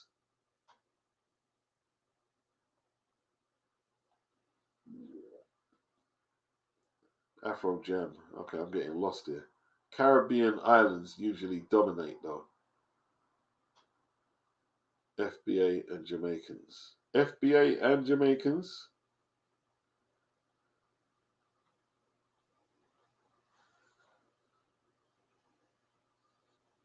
Yeah, Tarek Nasheed goes hard on that FBA lineage thing. I don't listen to much of his material. They go hard. They go very hard. You know what I mean? They go very, very hard. I think I don't know. I know some people, whether they're Caribbean or African, they still carry a lot of the stereotypes that each had about each other from the 70s and 80s. But I think one thing I'll say for the younger generation, they try and not steer to that. They not try not to, calling each other stupid names and stuff. I think they try and steer from that. I think they see it as a little embarrassing, and that's a good thing. That's a good thing, to be honest with you. That's a good thing. That's a good thing.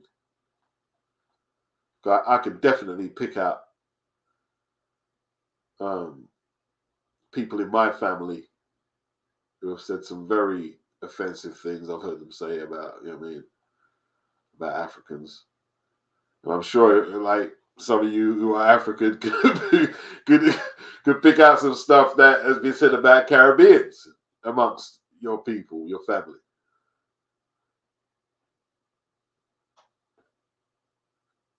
James Burrell, how did Bill's beard get a pass though? When he talks, it looks like a beaver having a wiggle on his chin.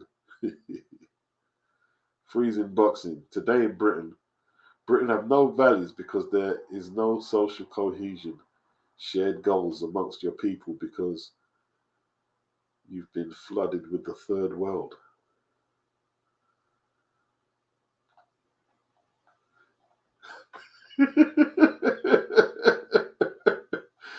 Oh dear. Is that why the bills are so high? Because the third world's in Britain. Is that why, yeah?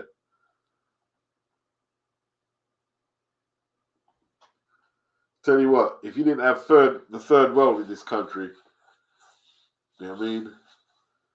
And what do you consider the third world for that matter? You know what I mean?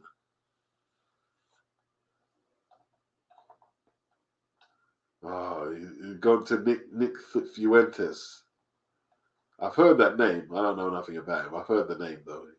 Is he supposed to be controversial?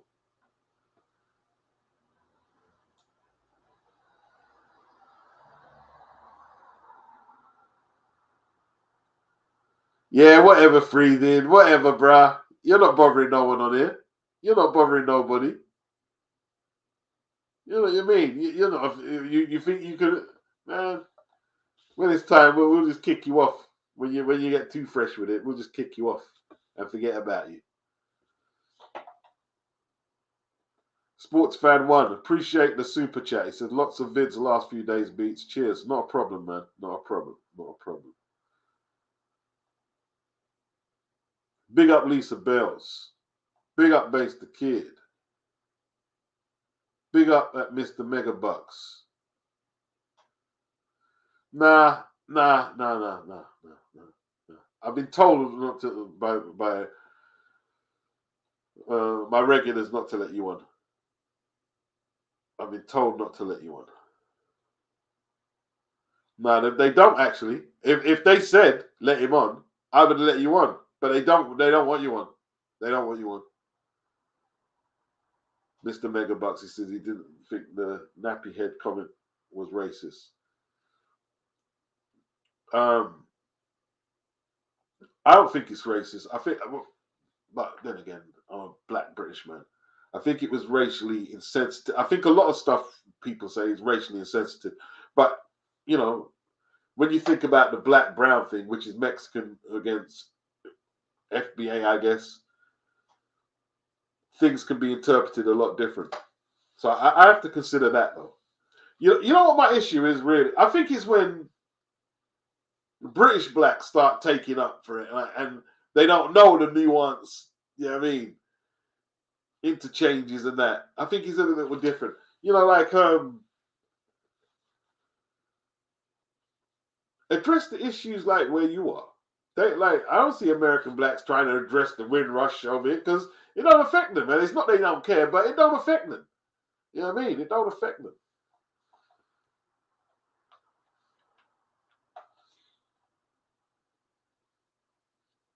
Umar No School Johnson. Does Umar do FBA though? Yeah, I am slow, man. Yeah, but what do you expect? I'm from the third world. Of course I'm slow freezing. Of course I'm slow. I'm from the third world, isn't it? And you're the highly intelligent, you know what I mean, person. I don't know where you come from. You're the highly intelligent one, isn't it? I'm from the third world. What do you expect? Give me a chance. Give me a chance, mate.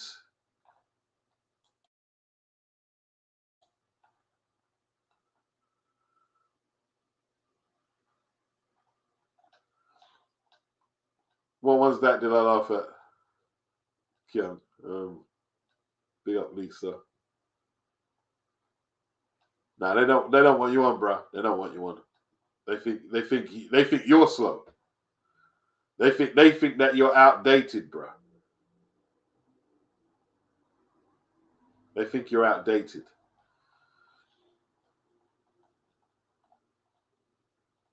Let the third world in. What kind of fucking contribution is that?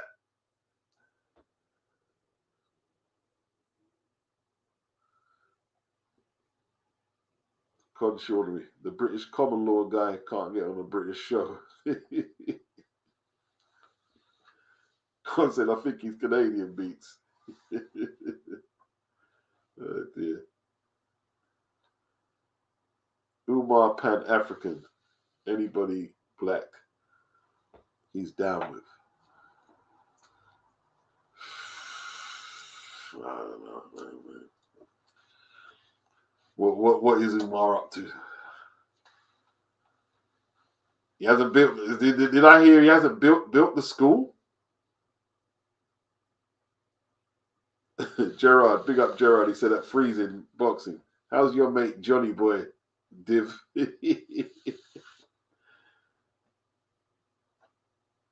Man.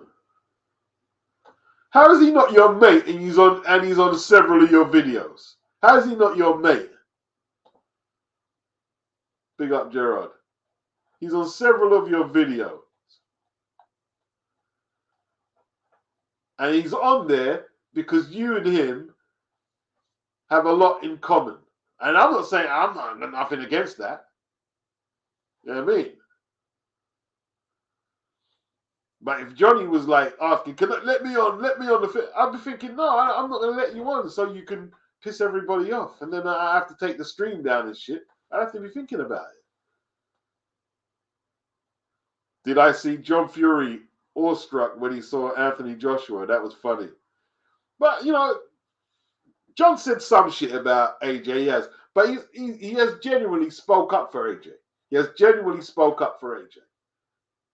To be honest with you, you know what I mean? I think he's got respect for Anthony Joshua. Obviously, if he's fighting his son, he's got to fight his son's corner. Of course, that's understandable. You know what I mean? Con says Umar has not built any school.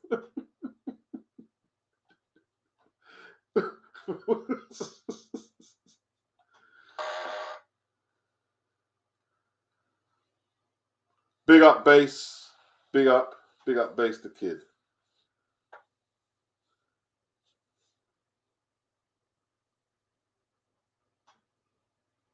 You let everybody in the panel, unlike you. Okay. That's nice.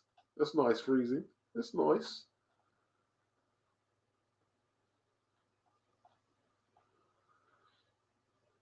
Anthony Mackin says, birds of a feather flock together. If he is hanging around Johnny, he is in league with him. I'm thinking on your train of thought there. That's what I'm thinking. I'm thinking exactly that. And hey, I could be wrong, Anthony, but I'm not risking it. I ain't risking it. I'm thinking the same thing. There's no way I'm risking it. No way I'm risking it, bro. You know what I mean? Johnny's not a nice young. Johnny's a young dude. Johnny's not a nice young dude, though. He's not a nice young dude. Not a nice young dude at all. You know what I mean?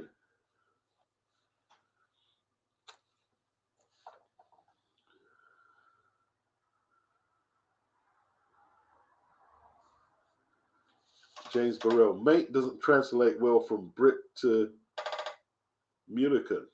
To y'all, it means friends. To us, it means lovers. Damn. Where's Munican?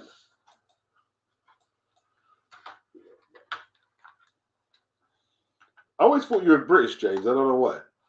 I don't know why. Munican.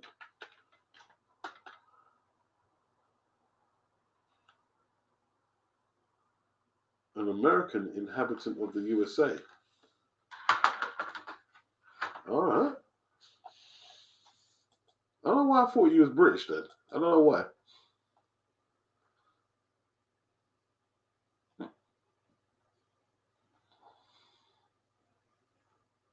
Von, what if there was 10 freezing boxings?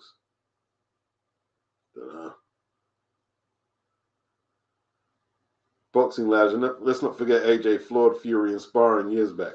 I don't know if he floored him. I already he got the hands though. He got the uppercuts. Yeah, probably won't let Tyson near him. Looking at that, yeah, look, because like he was looking at the size of AJ.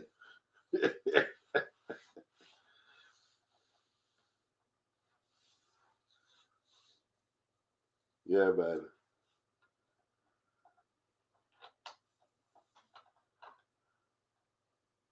Lisa said, yes, Beats. Respect was shown on both sides. Big up, Lisa. Big up, Lisa. Bruce Gass, what's good? Big up, Bruce. Big up, Bruce Gass. Yeah, Case. John Fury he's always spoke highly of Anthony Joshua. I've got to say that. You know what I mean? He's had a few digs. Of course he has. They're rivals.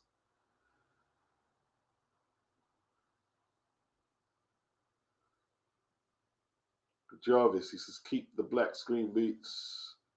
It's a lot better. I've got mine on a 32-inch TV.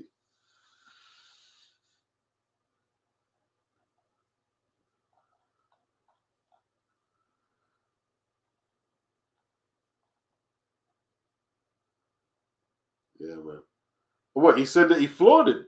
Did Freebie say he floored him?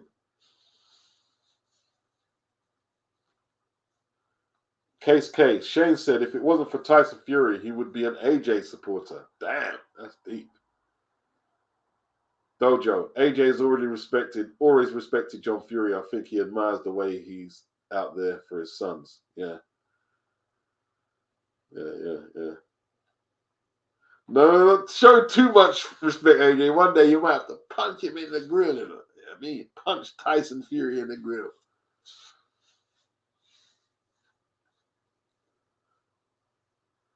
Afro Jam. John only chats rubbish when Tyson is around. Yeah. Afro Jam. Right. Him and Tyson not seeing eye to eye. I don't think they are seeing eye to eye. I don't think John is impressed about being cut out. Although he's in Saudi, isn't he? He's in Saudi, but you know he wants to have more of a position in that training camp, don't he? You don't want Sugar Hill there. You didn't want Ben Davis in there.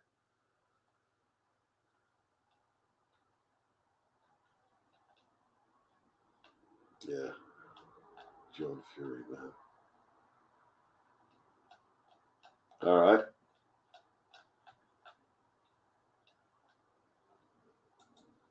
What else we got? What else we got? I think a lot of people got their points out of this. Everyone got their points out of their system anyway, which is important. You know what I mean? Which is important.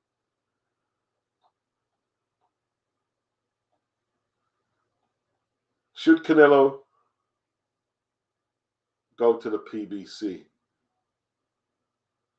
Simpson training sites on Whitaker, echoes of Eubank Ben. Ngannou aware of the weight of increased expectation.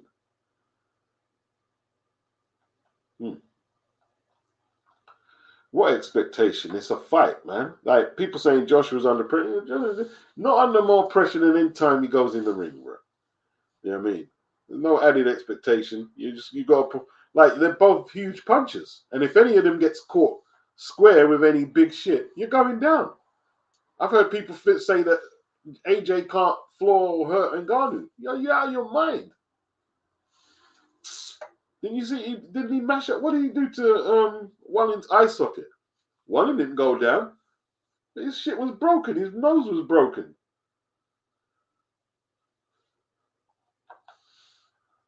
His nose got broke. He was throwing some killer combinations in there, Anthony Joshua.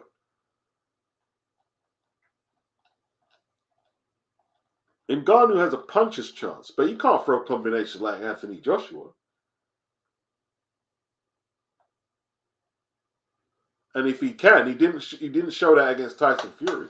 But then again, he's had another training camp. Maybe he's developed some more punches to the arsenal. Maybe so. Hey, they were going to rob Raymond Ford today, you know. They were going to rob him. They was going to rob Raymond Ford.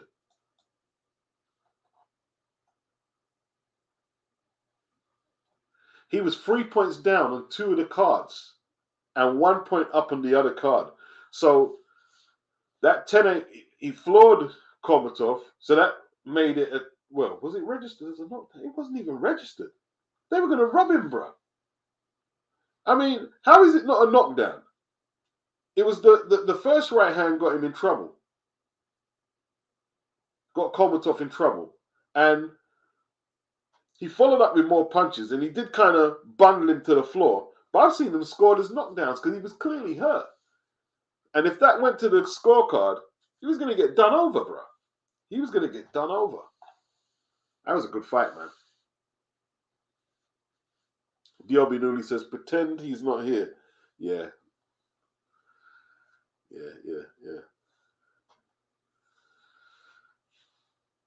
Dojo, I think Haney was reaching with the racist and religious angle. There was no need to bring that in. Yeah, I felt it was a bit excessive. To be honest, I did feel it was a bit excessive.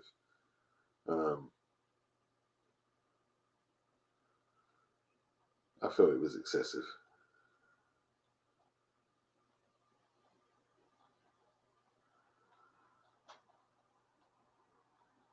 I'll tell you what, yeah, if you want him in, here's the deal. You put in a bloody super chat. So I'll be compensated if I have to take the stream down. How about that? Don't put one in. Put some super chats in there, and I'll put him in. I think that's fair. About put one in the comment section. You can put all the ones you want, bro. Put up some super chats, and then we'll get him in. Boxing Lounge says Francis has scary power. Yeah, he does. He does. He does. So does AJ.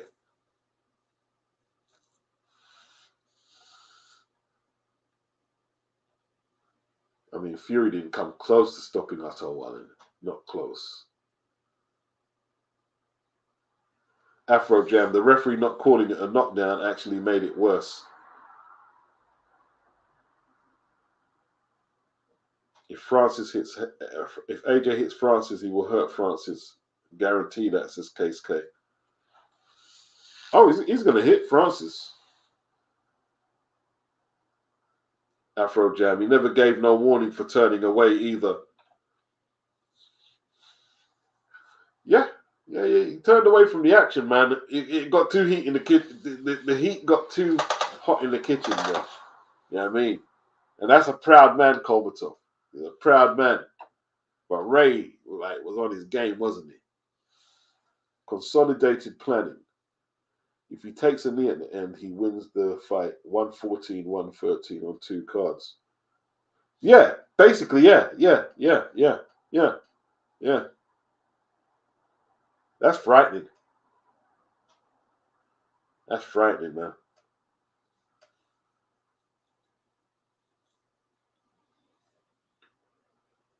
At Boxing Lounge, says Sports Fan 1, does he have insane power in the boxing ring? Well, he dropped Fury. That's got to count as something. James Burrell, I'm surprised no one has made a meme out of him getting the lights put out by Henry Akinwande. Yeah, like I said, you want him in there, get them super chats up. Yeah? Either get them super chats up, or I'll tell you what the other deal will be. I'll give you a deal. I'll give you a deal.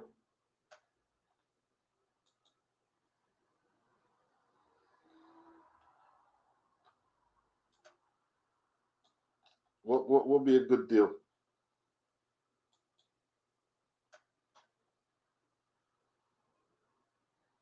I don't mind doing deals.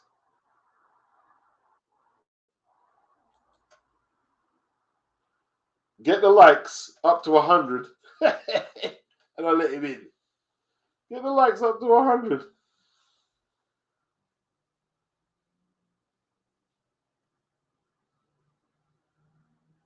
Yeah.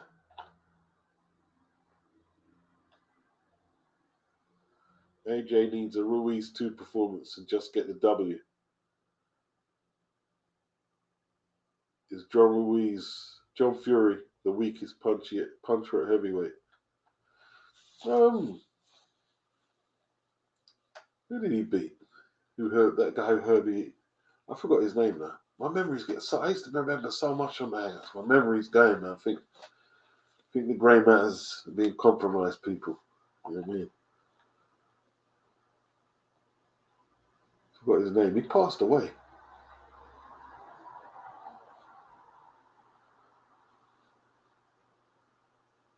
Boy, you seem desperate to get to talk to me. Yeah, you seem desperate. You're trying to grow your channel. If you want to grow your channel, you have to pay for it, bro. You want to get on, you hit the super chat, my friend. or get someone, or get some of the people who say they want you on to hit the super chat. How about that? You get any publicity on this channel, you got pay for that blood cleat. You know what I mean? Calling people third world, I'm just gonna let you on. Sod off, mate. About third world. Sod off. Sod off. You have to pay for that. Big up Victor Barda. Big up.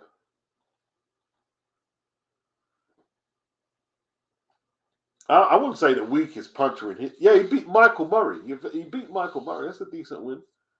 So he had some good wins. Michael Murray. I never actually saw the fight. Con says, Joshua has been an active fighter this past year, and Ngannou is going to get that work. Yeah, AJ active. He's got a different energy about him right now.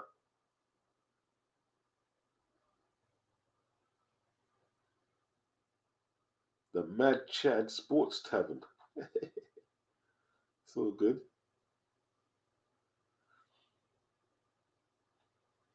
All right, well, that's cool. If you don't care, I mean, we'll shut off then. Shut off. Yeah, peace. Yeah, peace, bro. No hard feelings. You know what I mean? Maybe you could do a link up with Johnny Boy in jail or something. You know what I mean? Yeah. See you, pal.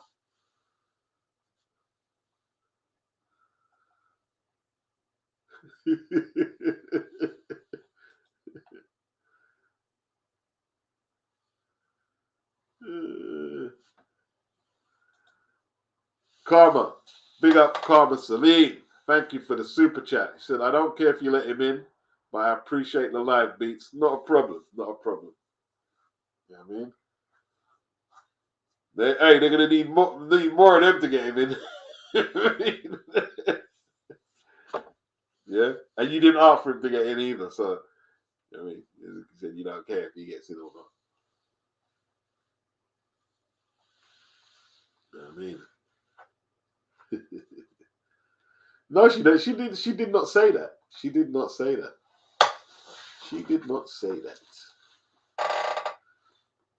See, Con didn't say it. Got a super chat from Con. He didn't say it either. Says, big up, bro. Matthew Paris, love from Barbados. Big up, Matthew.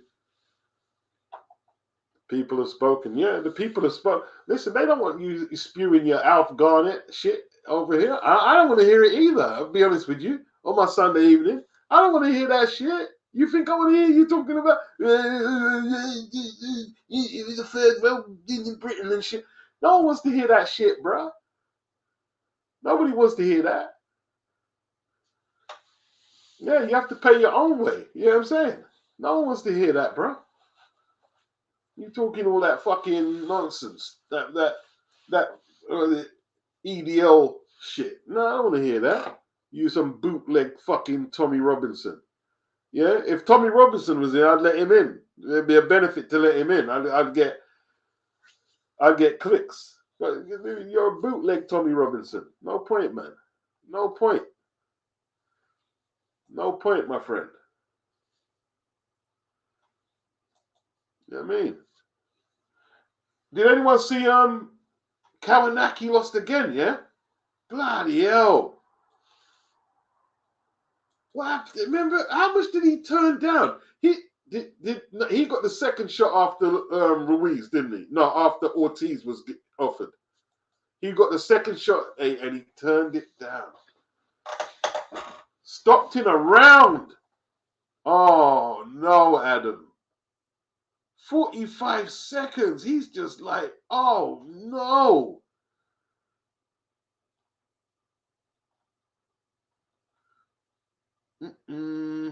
Where is it? Where is it? Is this it here? Let's see if I can.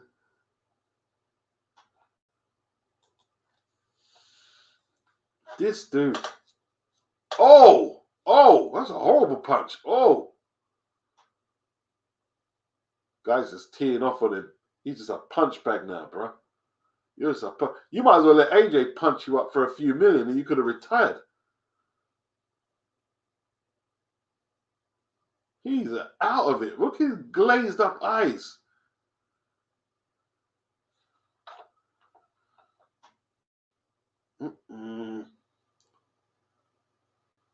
They've only got the right hook and uppercut, which they keep replaying.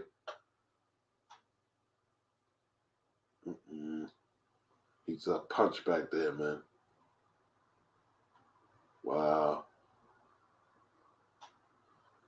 Wow. He was world ranked at one stage, man.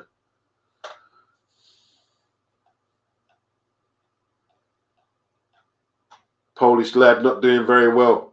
What's happened to him, man? How did he fall off like that? How did Adam fall off? I used to like watching Kownacki, man. He just fell off. They're showing him here. I've got highlights here. Yeah, how could it be highlights? 45 seconds you're showing highlights. What highlights? You show the whole fight. The whole fight is a highlight, 45 seconds. This guy's teeing off on him, bro. He's trying to clinch. He's coming back. Oh, he got caught. Adam got caught trading. Oh, got caught. Getting pummeled. Referee jumped in. Wow. Quite sad, to be honest. Quite sad.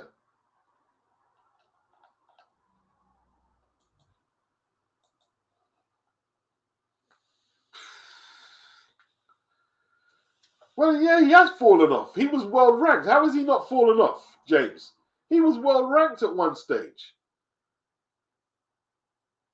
Like, okay, what are his wins? He beat the other Polish guy. What's his name? Who gave Wilder a few rounds? He beat him. I think Gerald Washington. Spilka. Remember he stopped Spilka. Let's have a look at the record. Yeah, he ain't got great names on there, but he done enough to get world ranked. He was a priority at the PBC at one stage. So he has fallen off. He's lost his last 5. Damn. And 4 of them by knockout as well. Yeah, he's got a win against Chris Arreola, Gerald Washington, Charles Martin, Alta Spilka. That's not bad form. That's not bad form at all. No matter what you want to say, that's not bad form. He was well ranked.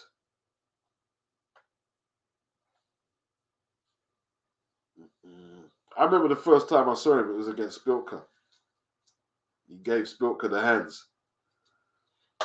Gave Spilka the hands, man.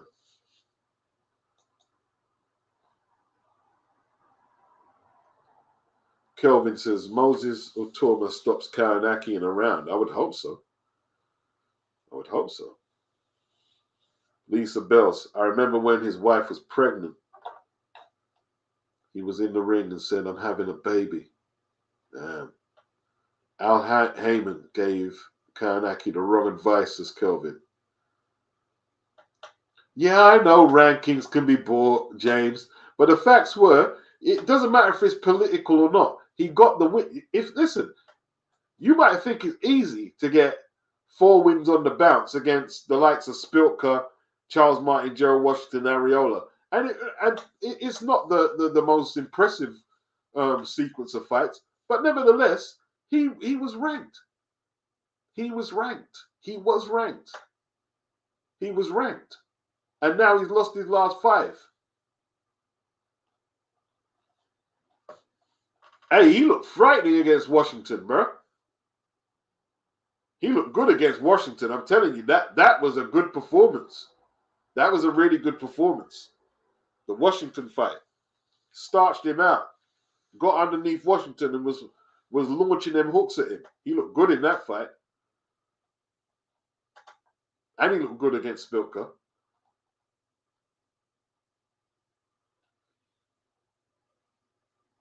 Yeah, he was PBC. He was PBC. Victor Barda. He said, tough fight, but those constantly underrating AJ are simply clowning. All of a sudden, he was supposed to beat Wallen after beating Ngannou. We'll hear that too. Yes, that's exactly it. Dojo, he says, I don't feel sorry for Karanaki. Hey, he threw the bag away, man. Threw the bag away. Threw the bag away. Guzzi said he was going through the contenders. Yeah, the washed up contenders, yeah, but you know, he was doing what he had to do. I mean, his purse structure wasn't too bad. You know what I mean? It's not that easy. You think it's easy to get money out of boxing like that? It's not easy. And he got a contingent of the Polish supporters coming to watch his fights. It might not be impressive to you, but I tell you what, the vast majority of boxers would have loved to have worked their way into his position. Trust me on that. Most don't even get as far as Adam Karanaki. Most boxers, heavyweight fighters, don't get as far as Adam Karanaki did. How about that? That's how difficult the sport is. See, like, I'm not saying you, James, right? But a lot of people have became conditioned to rubbishing, like, oh yeah, rubbish. That don't mean nothing beats. Really?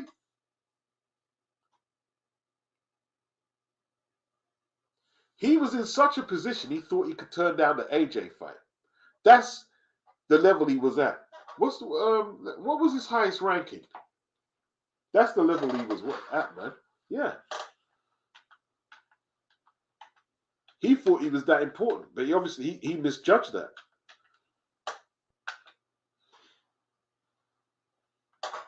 Yeah. Karanaki, world ranked. Okay, look at that. Look at that, bro. Let me share it with James. Let me, so James can see. Let's say, look, I want you to see this, James. And you're oh, I'm still not impressed. Okay, I'm still going to show you it. I'm still going to show you. Watch this.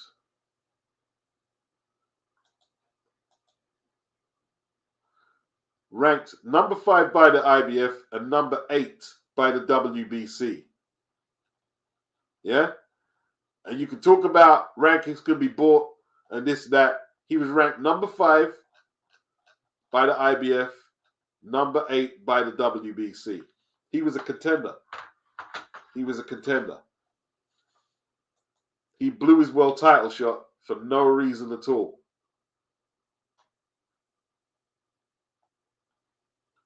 Yeah, I don't think he trained it. I mean, when he got called up to fight AJ, he wasn't in shape. That's why he turned the fight down. Look at him now. Sports fan 1 at Boxing Beats Arise when matchmaking goes wrong. We told him to fight Hellenius with those defensive frailties. Should have watched defense before he faced any puncher. Well, he was supposed to beat Hellenius, wasn't he? That's the thing. He was supposed to walk through Hellenius. And you mean 2 fights, he couldn't do it. And he was on skid from that. Dr. Wu said he had that New York Polish contingent, but looked like he didn't train.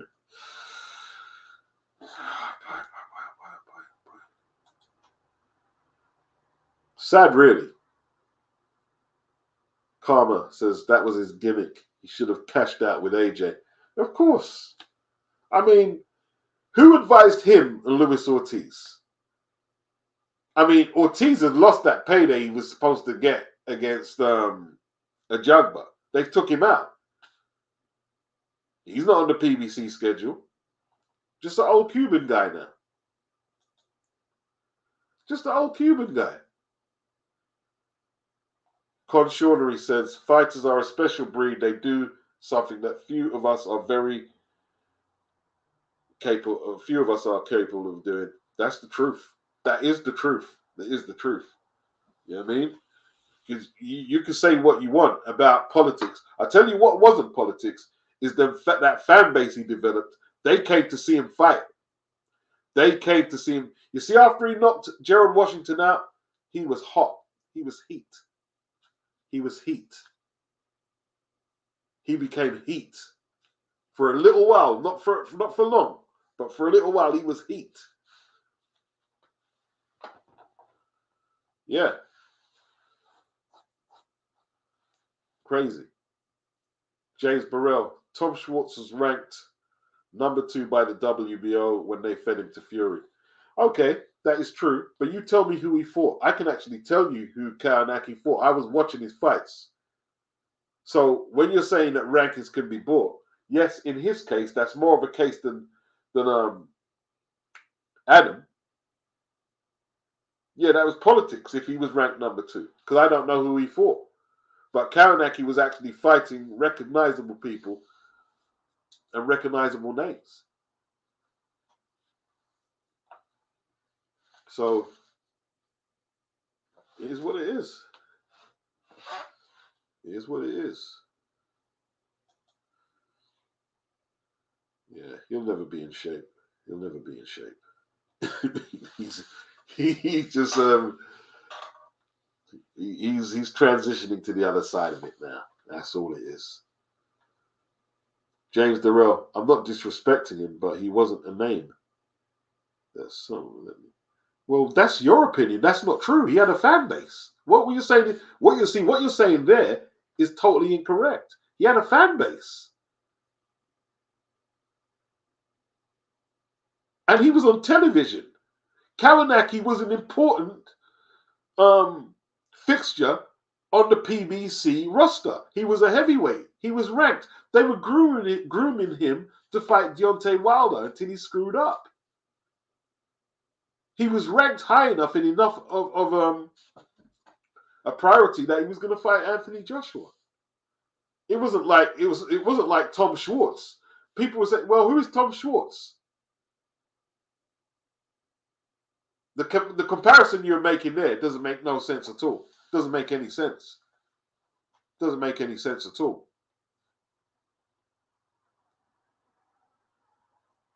He developed a fan base. What fan base did Tom Schwartz develop in America? That's crazy. What you're saying is crazy.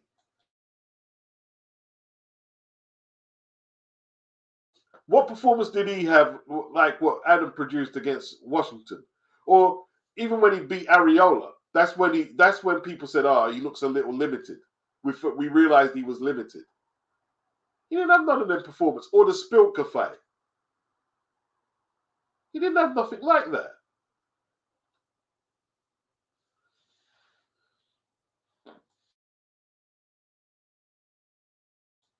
Kelvin, Kawanaki had a fan base, especially in New York. Yes, he did. He did. He did. Bruce Gass says he had the Polish American New York population backing him up. Yes, he did. So he would if whether you want to say it's politics or not, he had a contingency of support behind him. He had the networks behind him. Like my guy never had that. Schwartz never had that. Your comparison is not. I know you're going to keep arguing because that's all you have now is the need to try and prove what you said was right, but it's not. No, you see, you're bringing tennis into it now.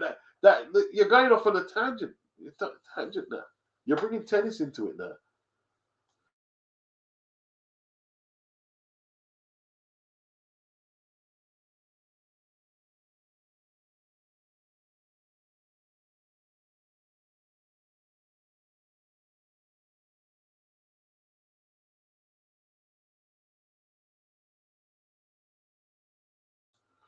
Anna Kournikova.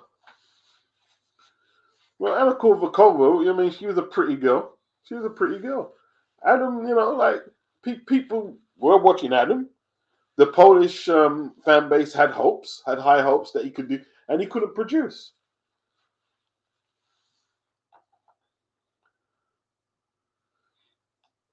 It is what it is. Con said he had fans, plus how many heavyweights could have put up the work rate Kawanaki put out in that Areola fight? If anything, he earned his fake rankings for the period. for the period he did. Yes, he did. He did. He did. No doubt.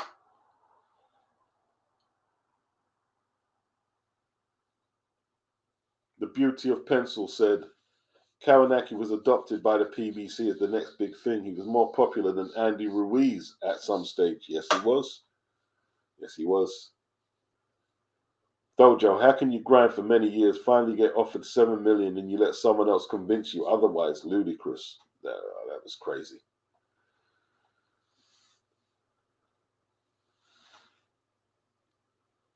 Kelvin, nobody knew Tom Schwartz and Otto Wallin till they fought Fury. Well, let's put it this way, yeah?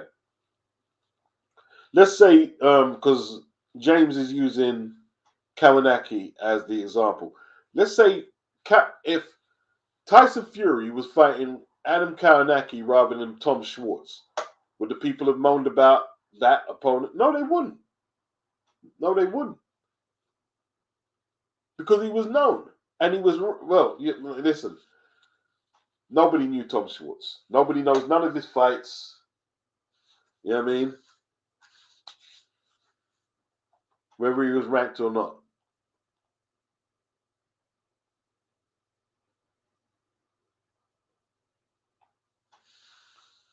Schwartz is German. Are you sure he hasn't fans where he is from? You see, James, you're failing on all points. The facts are, yeah, the German boxing scene right now and then is not hot, and it hasn't been for years.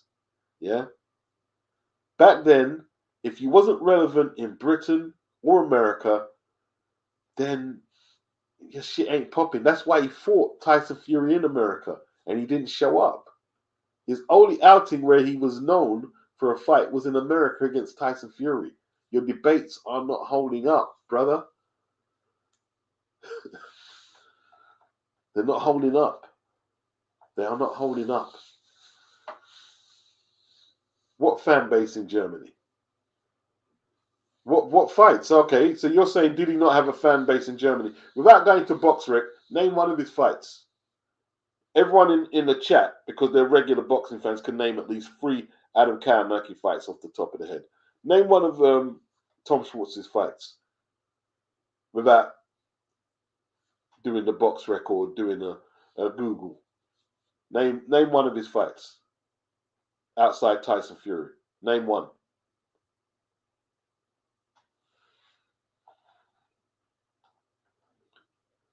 Name one.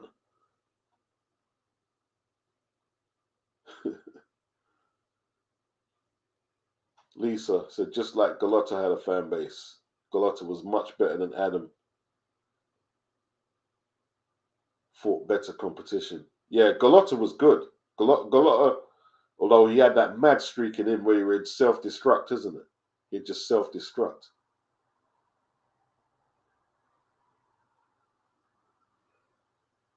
Dojo says, beats. Anyone saying Kawanaki wasn't a name wasn't following the heavyweight division at the time. He was a name. He was a name. He definitely was a name. That's why it was such a big upset when he got unraveled by Hellenius. Because he was a name. Tahaka said the PBC wrecked several boxers' kids' futures. Man, made some horrible decisions, man. Horrible decisions. Galota had Bo's number twice. Why he landed them nut shots is a mystery. Yeah, he self-destructed. Self-destructed.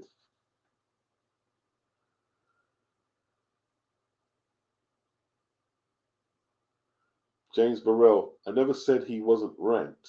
I said he wasn't proven at top level. His best wins are C level. So what level are Tom Schwartz? You haven't even named a Tom Schwartz fight, though. You haven't named one. I asked you 10 minutes ago. You haven't named one.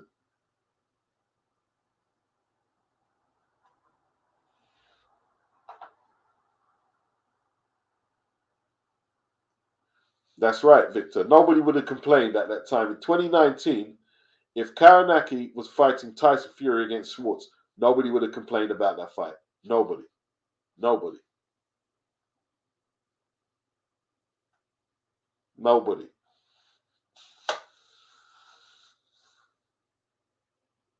Conchornery. Gallotta had people interested in seeing his fights too. Yes, he did. He did.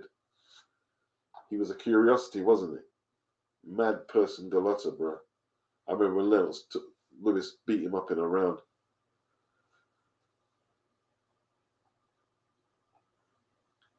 And remember when he fought Tyson and Tyson got done for weed after he battered him?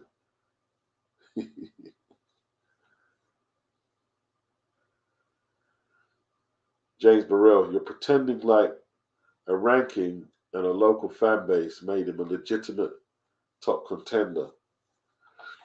Well, you're pretending that I said he was a legitimate top contender as well, aren't you? He was on the cusp of being that. And Schwartz never was. Like, you still haven't named the fight from Schwartz. I already said that he unraveled when he fought Gallotta. I already said that. I didn't say he became this great heavyweight contender. I never said that. I'm saying he was ranked. He had notable wins, and yes, you could say sea level, which Schwartz never had. And he had a fan base like Schwartz never had. And you go to the German fan. What is this German fan base? Prove he had a German fan. Show me a receipt where it says Schwartz has got a German fan base. Show me a receipt of that. You're making stuff up.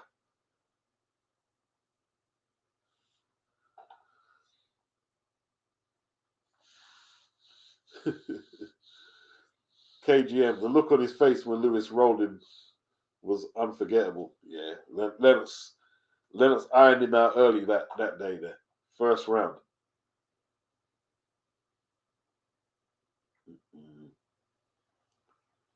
A ball breaker? What do you mean? He worked for some insurance company or something? Or a loan shark, I should say. A loan shark? Yeah, he was crazy, man. Yeah, he did. I think I saw the documentary. He was working for some loan shark or something, or whatever it was. Yeah. The trilogy with Bo took a lot of, like, with Holyfield, I should say, took a lot out of Riddick.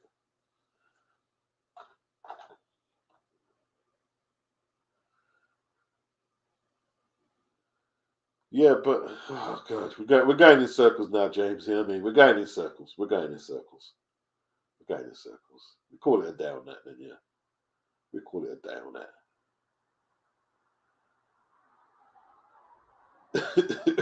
Let's call it a day. Let's call it a day, James. Call it a day, my old son. Call it a day. Conchornery, yeah. He was such a good fighter.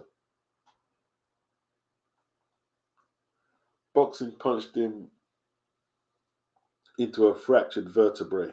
Tyson, yeah. Yeah, yeah, yeah. Oh, is that what he did? I didn't realize that. He quit though, innit? He quit. And who was it wasn't Al Serto. Who was his manager, his trainer went crazy. I can't remember who it was. He tried to stop him from quitting, but he just had that mad look on his face, and they poured drinks all over him when he was walking back to the dressing room. They just showered him with drinks. He just had that mad look in his eye when he quit, man. Mad off look. All right, well, it was Al Serto. Yeah, yeah. I thought it was Al, Lisa. Yeah, yeah, yeah. No, it wasn't Duva. It wasn't Duva. It wasn't Duva.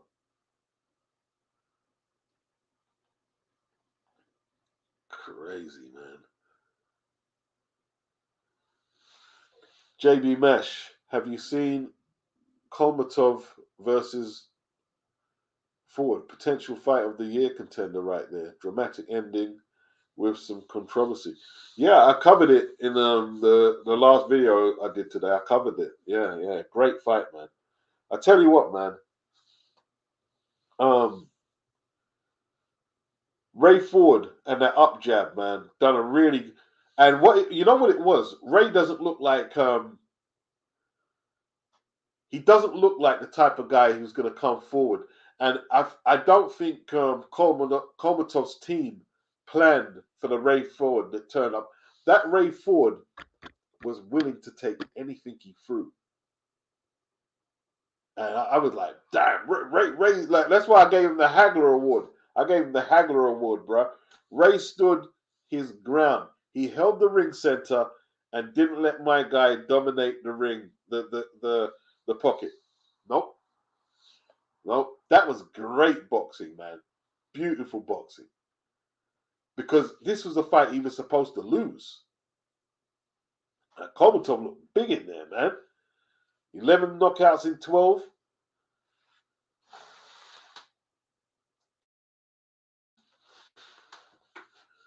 The media was saying that Kolmatov was gonna win, and like, man, Ray done his thing, man. Ray done his thing in there. He done his thing. Like, see Eddie jump on like, yeah, you didn't get the purse bid though for Ray, did you? You better treat Ray like royalty now. You better treat him like royalty. Yeah, he done his thing, man.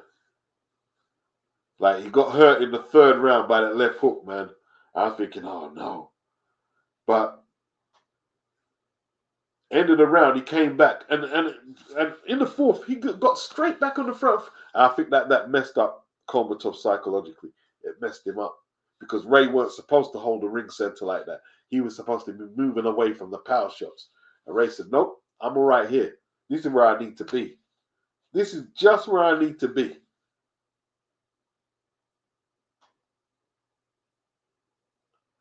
Excellent fight, man. It was a really good fight. Really good fight. El Gramas, he says, to be honest, Beats, I think Karanaki was on something because he came from the same gym as Big Baby Miller when Miller popped dirty. That's when Karanaki's performances went downhill. Tell you what, man. El Gramas. That theory don't when you put it like that, that might be why he didn't take the AJ fight. He was going the same way as Jarrell Miller. They're in the same gym, right? Oh.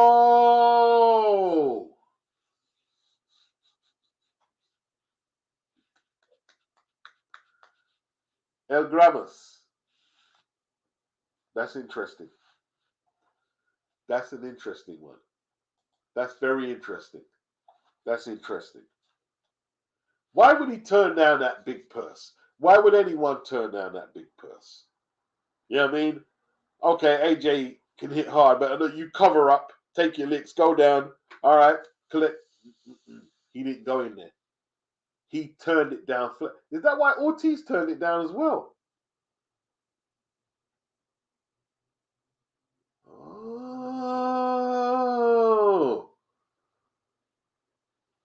Y'all juicing.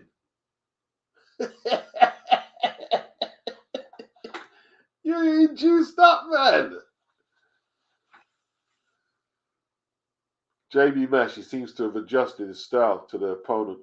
Credit to the young man because he took some big blows in there. He did take some heavy shots. Took some heavy shots. You know what I mean? Took some heavy shots, bro. But he just he looked like a different fighter. He looked like a totally different fighter. Crazy. And he hurt my guy about 3 or 4 times, even before he closed the deal in the 11th. And he made Kolmatov surrender. I was trying to be nice to go, he didn't quit, man. I said, nah, he quit, man. He quit. He quit. He turned his body on. I'm not saying he could have took no more. I'm not saying that, but if we're gonna say other people quit, well, he did too. He definitely quit. He surrendered.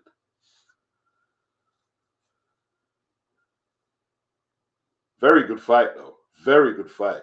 He could come back, but it depends, like, how much resolve he has, because he was supposed to win that fight.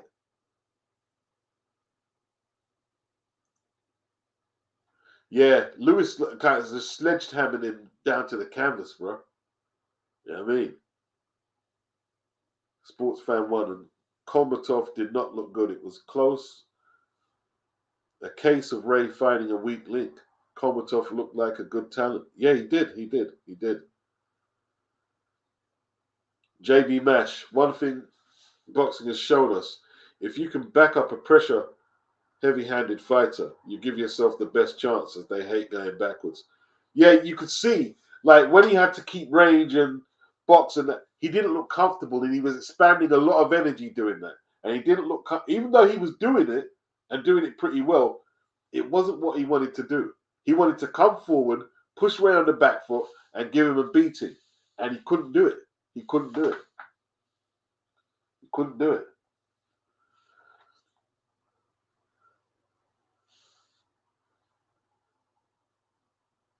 Afro Jam. Kolmatov stopped throwing punches to the body, rounds 8 to 12. Well, you know what that was? He was landing them body shots, but he was getting countered. And they weren't taking the starch out of Ray the way they were supposed to. Because he did some good work downstairs, but it wasn't having the effect that he was expecting.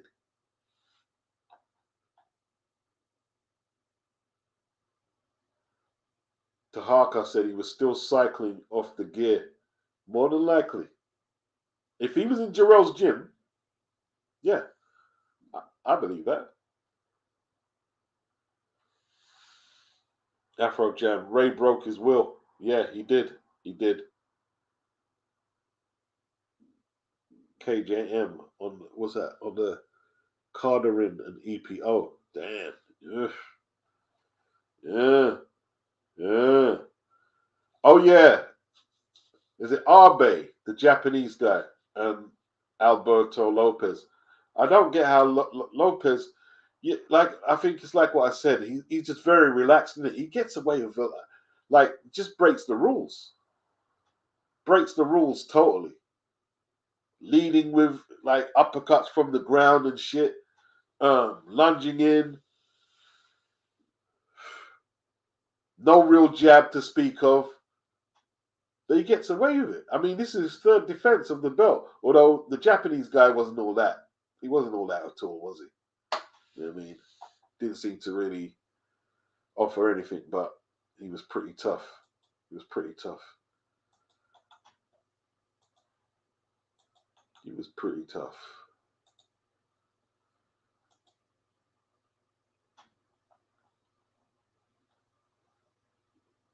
Wow. Big up Chris Mateus. There's a little link there, Chris. You can do the last 20 and what you got for the weekend.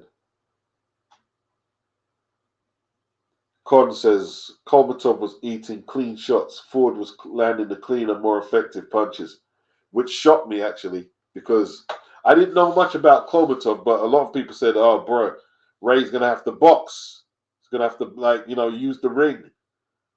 He's gonna have to use the ring, circle, and see if he can steal the counters." Nah. Ray said, "I'm getting the boxing beats and rhymes Marvin Hagler Award today." That's what he said. Old school beat down. Old school beat down. That's what that was. Lisa Bells, a pure boxer with a boxing IQ, would give Lopez issues. What would be what about Lopez and Ray? Does Ray have a shot? Listen, Ray does better than that Japanese kid. I'll tell you that now. Ray does a lot better than the Japanese kid did. A lot better.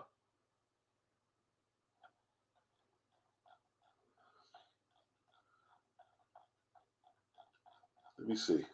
Just go to the featherweight division quickly. See what they got. So Ray Vargas, who's Ray? He's fighting Nick Bull. Okay, so Ray could fight the winner of Bull and Vargas.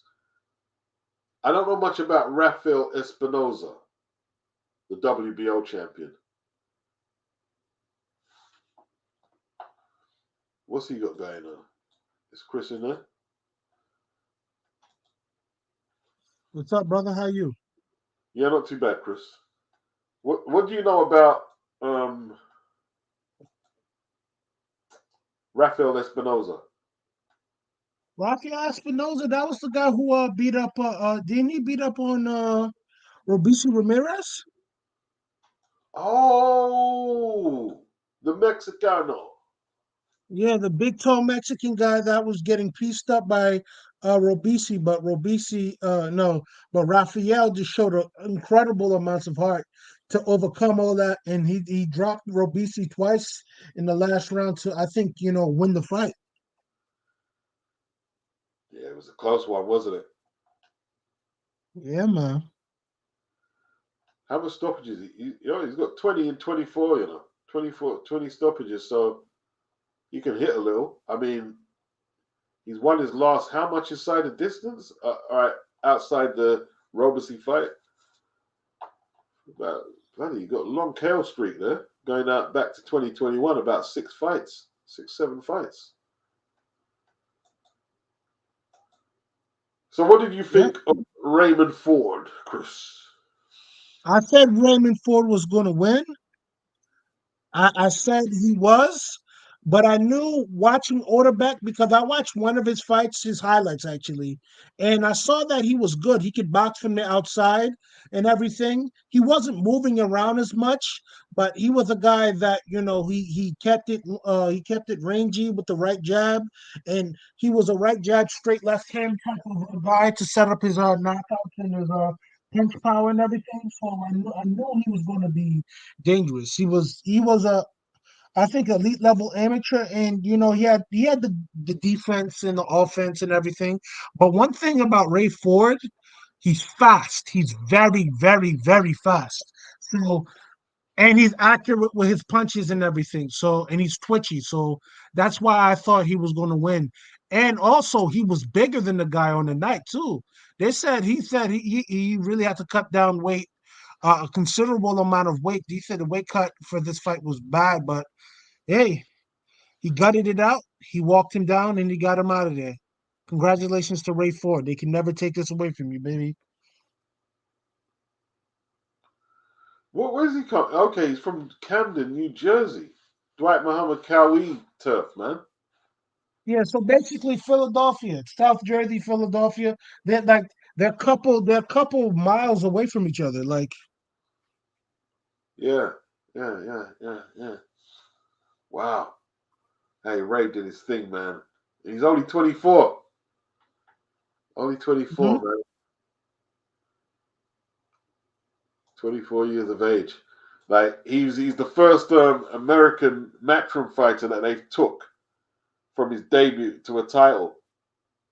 So they'll be very, like chuffed about that. They developed like a talent, not on British soil, but on American soil, all the way to a title. I mean, how much promoters can brag? Like, I mean, to me, that's a big deal to come out of your country and develop a star from debut to champion. How much other promoters have did that? Aram ain't doing that. Aram like Inouye, Taylor, um, well, Lomachenko, I guess you could say Lomachenko. But Lomachenko ain't the same though. Lomachenko came with the star ranking when he came in. You know what I mean? Like the most decorated amateur. So, although I mean, you gotta give him credit. I mean, like he took it I from give day. him credit, but at the end of the day, I understand what you're saying. Lomachenko came in damn near a pro and established already. Multi, beyond multiple fights in the amateurs.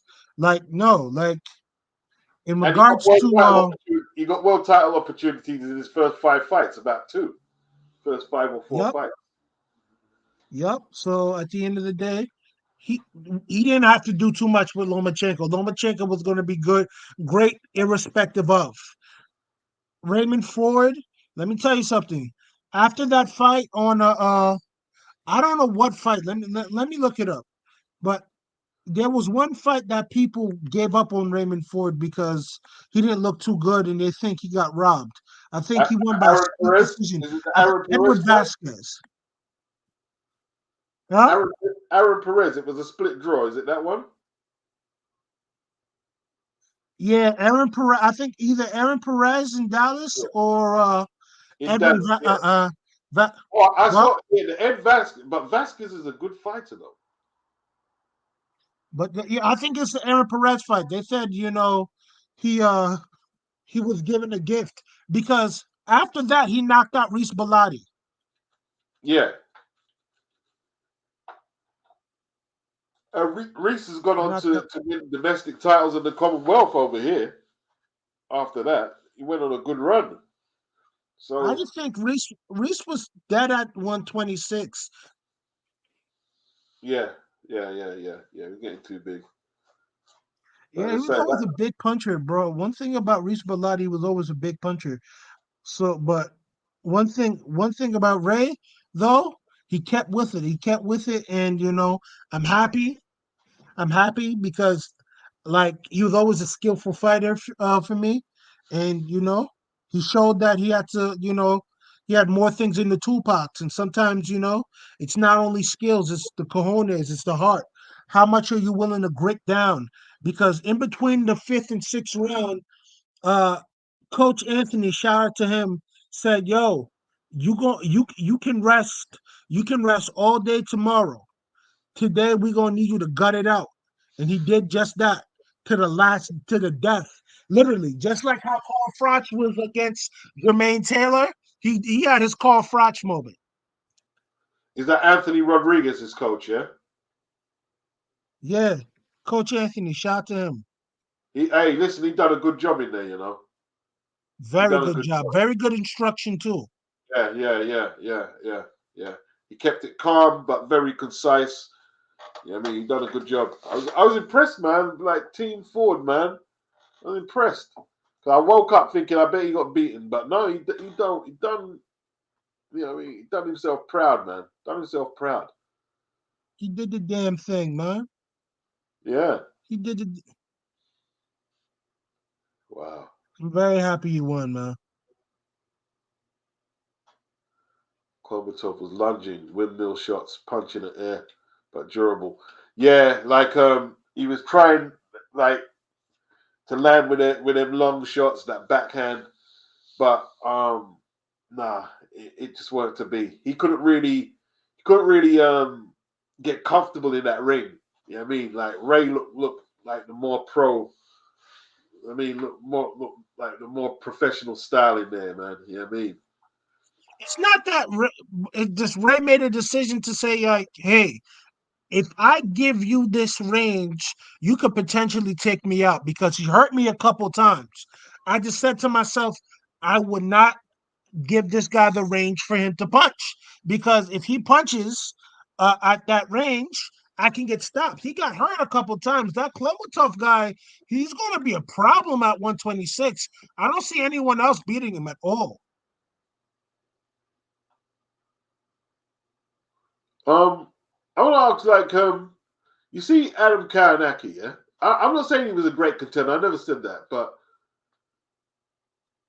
he did develop a fan base, didn't he, and a name. He did. That's his fault. I don't feel sorry for him. He should have definitely took that Joshua money. Now he looking stupid in the face. He getting beat up by dudes that he's not supposed to get beat up by. And now, that's all that's what happens. That's what happens when you do ill-advised shit.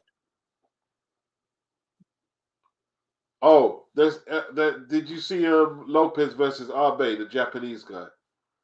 No, Lopez, he's done what he was supposed to do, but like nothing too exciting. Because he's just odd. He's just I like my fighters who are technically sound. They can put it together. They got their speed. They got their power. They got their boxing wits against it with them. That's why I like my Raymond Fords and everything. I don't particularly too much care about guys like that who are unskilled. You're saying he's unskilled though. That's the third defense of the title. Against who though, Beats? Well, he beat Josh Warrington for the belt. Yeah. Um, Uh, that's cool. He did beat Josh Warrington and Mick Conlon. I give him that. But Mick Collin. Though Collin was coming off the beating against uh, Lee Wood, but I hear what you're saying. I wouldn't say he doesn't have no skill at all. He's just got this hybrid style of boxing. I didn't. I did call him unskilled. You're right. But like I look at it truly from this perspective, with a guy like that who's just Unconventional. just unorthodox like that, it's just a matter of time until he just walks in and fights a guy who can really punch and like really do a thing. Like I think Oderbek Klomatov, if he fights that guy, I think he stops him. You think he stops Lopez? I think he stops him. He got power, man. He got real legit power. Yeah, Lopez got power as well, though, Chris. That's a controversial one. Lopez got power. Lopez has got power. I know I got Klomatov winning, man. I've been wrong before. All right. Okay. So what about Ray? So obviously you think Ray would beat him as well. You think Ray would beat I Lopez? think Ray would fuck. I think Ray would fuck Lopez up bad. I think because at the end of the day, with a guy who's that skillful and seen all those styles before, I just don't think that's just going to bother him. I think he's really just going to, you know, put a style on him. Actually, I didn't. They're saying that the swelling on Arbe's face was the result of a headbutt. I didn't see it clearly. You're probably right. I mean, yeah. Um, well, no, it was a thumb. They say it was an inadvertent thumb. just like they ran through an inadvertent thumb at Davy Moore. It's part of Yeah, boxing. yeah. But it must. You're talking about the back of the thumb. Then it must be the back of the thumb because you cut like, or because it can't be, or when I say the back, like the bottom of the thumb, because it can't be like the top because the gloves are attached now, aren't they? So you don't really hear a thumb in the eye injuries. It was common back in the day. It was very common. Yeah, a lot of people lost their careers because of stuff like that. Yeah, yeah, yeah, yeah, yeah. That dirty ass shit, huh? Kelvin, he said Lopez beat Warrington, Conlon, Joet Gonzalez, and Arbe. He looked pretty good in the Joet Gonzalez fight because Joet can fight, man. That wasn't a bad performance. He got criticism for it, but I thought he looked all right. Joet can fight a bit, man. It's funny. Chris not impressed. Crystal ball. Hey, crystal ball. Me, not impressed at all. I'm telling you, man. I'm telling you. I'm not. That's all good. What did you think of that shit show that Jake Paul and Amanda Serrano? What did you think of that pullout? I honestly think, Amanda Serrano's not one to pull out of fights. And I think that was a legitimate injury, actually. I feel for her. Shouldn't she have not pulled out 36 hours ago when the first failed eye test came through? You have to understand if the doctor said, yo, you can't fight, it's not up to her. I honestly think the doctor said, nah, for your safety, I'm not letting you go out there. You feel me? Yeah, but the test was 36 hours ago where she failed before the first bell. So she had time to see the show could have went on. She could have just cancelled her fight. They canceled her fight. Yeah, actually, Jake Paul fought in Puerto Rico. I think the majority of the card was there. I think Jake Paul just became the main event. Yeah, but did you see the card? What card? I really didn't see the fight, but I thought that This, there was this, is other what fights on happened. that card. I This could is I what could happened. be wrong, Let but me tell you what happened. She made the ring walk and went right in the ring, and then they told us the fight wasn't happening. oh shit, that's weird. I mean, that like I know Base the kid disagree. To me, that was the height of unprofessionalism. Like, there's some people justifying what she. And I'm trying to understand where they're coming from. You know what I mean? Yeah, I understand they can't see Amanda, but she didn't perform it. And like, all right, everyone's saying okay, the undercard people performed Lisa, but they didn't get to see her anyway. So it was kind of like, and they have to give a lot of refunds out. What is it? 1.5 million worth of ticket money they had to refund. I've never seen that before. Yeah, That's crazy, absolutely I mean, crazy.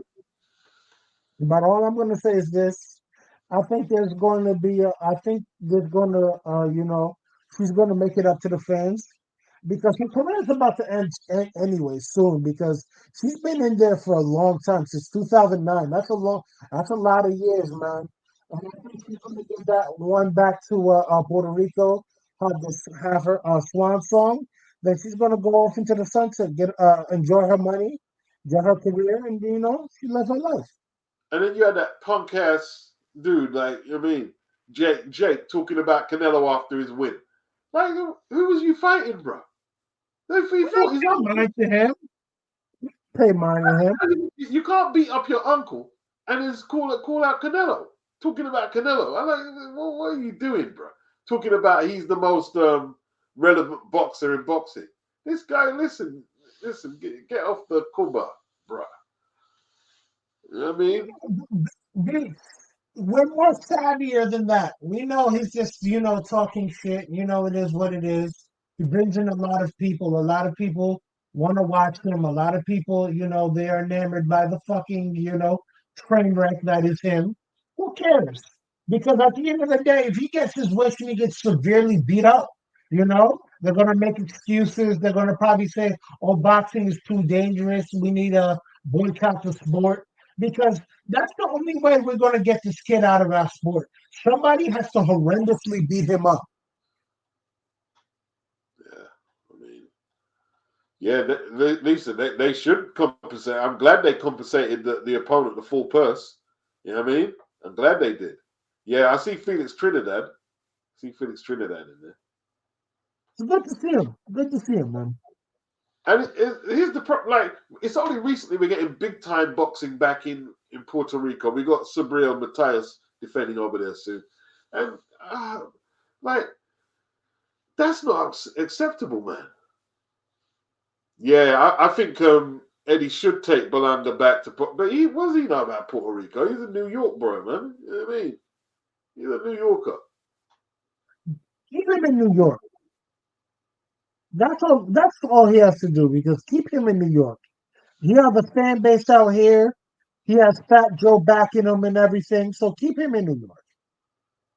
Keep him Yeah, in New York or keep him in Orlando or Miami or where a lot of Puerto Ricans are around and everything. Keep him there.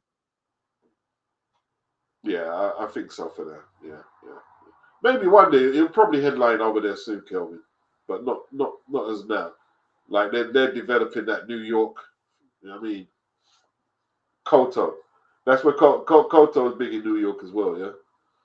Of course, man. Koto's a whew, during his prime, man. Literally, he beat Zab Judah for basically New York supremacy. Yeah, he gave Zab the nut shots, bro. Fucked him up with the nut shots. Yes, he did. Yes, he did. But hey, if Arthur McKenzie Jr. didn't do anything about it, man, you're gonna have to fight through that. Arthur, I heard Arthur McKenzie's like a deep racist. Like he's really a terrible person. You said he's a racist. Yeah, man. Like I have one of my friends who lived in Queens for a long time said one of his people lived close to him. I don't know where he lived. I don't know if it's Staten Island or something like that. He said like, oh, he said something really derogatory about black people and stuff. And my friend's friend overheard him and looked at him kind of different, and he just like, oh my God, I'm sorry about that, and just walked away because when you get caught doing something that you're not supposed to do, stuff like that does happen, you know. Yeah. But this is Okay. all alleged. But yeah, he's not a good referee, You know his dad used to ref as well. Yeah. huh? His old man used to referee as well. Yeah, his father was a better referee. Yeah. His dad was like one of the more known referees back in the day. Yeah, it's him in Mills Lane. Wow. See, like they might have to do an all Puerto Rican card. It's if they can pay them all, Lisa. I mean, get Balanga, Amanda, and Subriel. I'm sure they could do it. I mean, I'm sure the zone could bankroll it. They're a big card, isn't it? They could put that. What stadiums they got out there? They're a big stadium.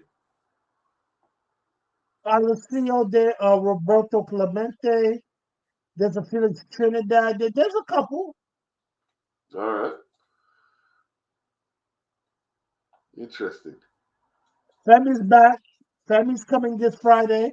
I think he starts Ngannou viciously, and I know it's not going to probably do anything to move the needle because the people who dislike Anthony Joshua are going to continuously dislike Anthony Joshua. But you know, it's just going to be what it's going to be. What's this between Jake Paul called for Ryan Garcia to chill out after he stopped Ryan Borland, his uncle? Okay, so Paul recorded his ninth victory as a pro. The 35-year-old balling from further punishment. Yeah, terrible fight. So let's see what's going on. That It was a Garcia gimmick. conference. I'm laughing because I'm high as F. Okay, that's what Ryan said.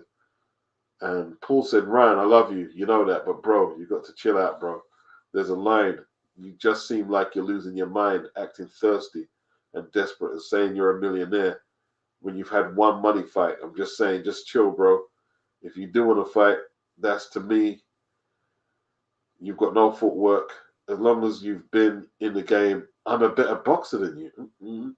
The money fight to which Paul was referring was between Garcia and Tank Davis. Obviously, he's doing some cocaine, said Paul, in a mocking manner for adopting a Spanish accent for the last four words. This boy is getting that shit straight from Colombia or something. That shit's strong. Wow. Man, you know I what's thought him annoying? around. I thought him around with friends. Yeah, they're all corny. They're all corny. Like literally, I don't rock with any of those type dudes. Like they're so like left of who I am as a person. Like I don't even like consume their content. I don't really even acknowledge their existence. The only reason why I even acknowledge, Ryan Garcia is because he's a boxer and he's fighting notable fighters. Outside of that, I don't pay any mind to them. I find them corny. Yeah, he's All a of little. them. CH. I can't. Like, I've got to keep it. Um, I've got to keep people who I'm not familiar with off the streams. I can't do that right now You can't because have all these nutters. yeah, yeah, Some of yeah, these, yeah. It's too some of unpredictable. these people are out of their goddamn mind. Yeah, yeah. You know, Just it's wait. funny. On every stream I've ever been on, I've never, ever, ever, ever, ever had a psychotic outburst. Like you would think people who are going to be exposed to the world would have enough sense, right? Yeah, you Insane. you would think, but you'd be wrong. That's the thing, man. It's crazy. You know, a little Like crazy. literally, like an employer can see me literally, on any platform I've been on. And for the most part, I've always maintained a level of level-headedness, rational thinking, and sanity. Some of these people, they're just like, I don't know, they just may have, their connections, or they just may be gifted in the sense that, irrespective of anything that they say, they're always going to be good. You know, there's Yeah. people like that. So more power to them. But like the others who just come on these platforms, just espousing their mental insanity is like, what is wrong with you? All right. Um, so what we got left? Not really much. I think we've dissected a lot of it.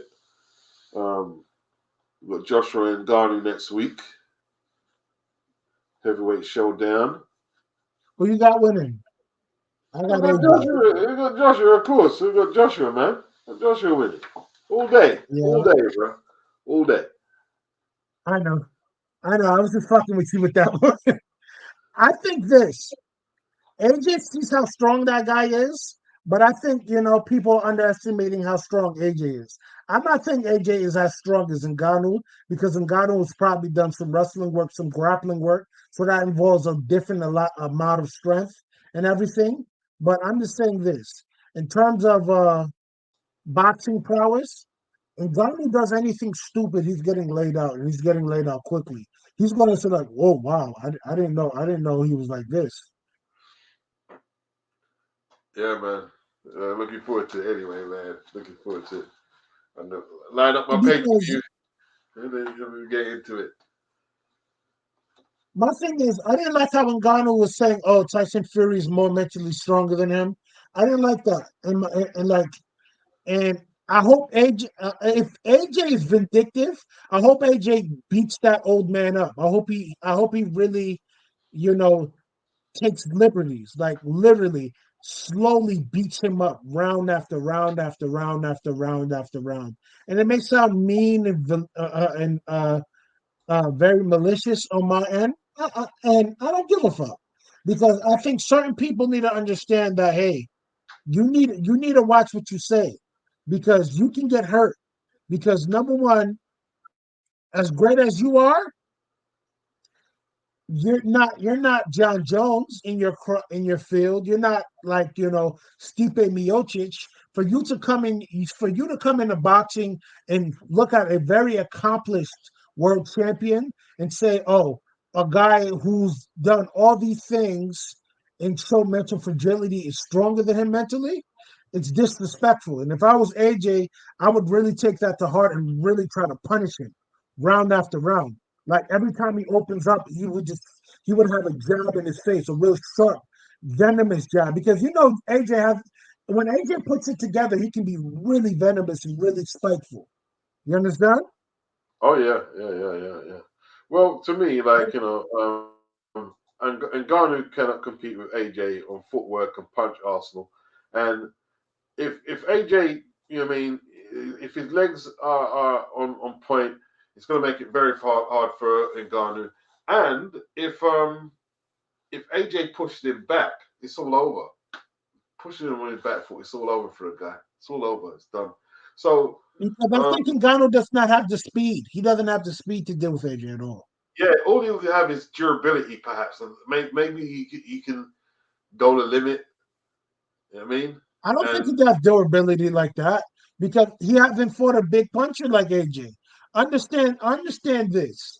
You're somebody who's been in MMA and you may get hit with concussive shots on a single basis that may be harder than some of these punches, but the the the amount of shots that you take in MMA is a lot different than the shots that you take in boxing.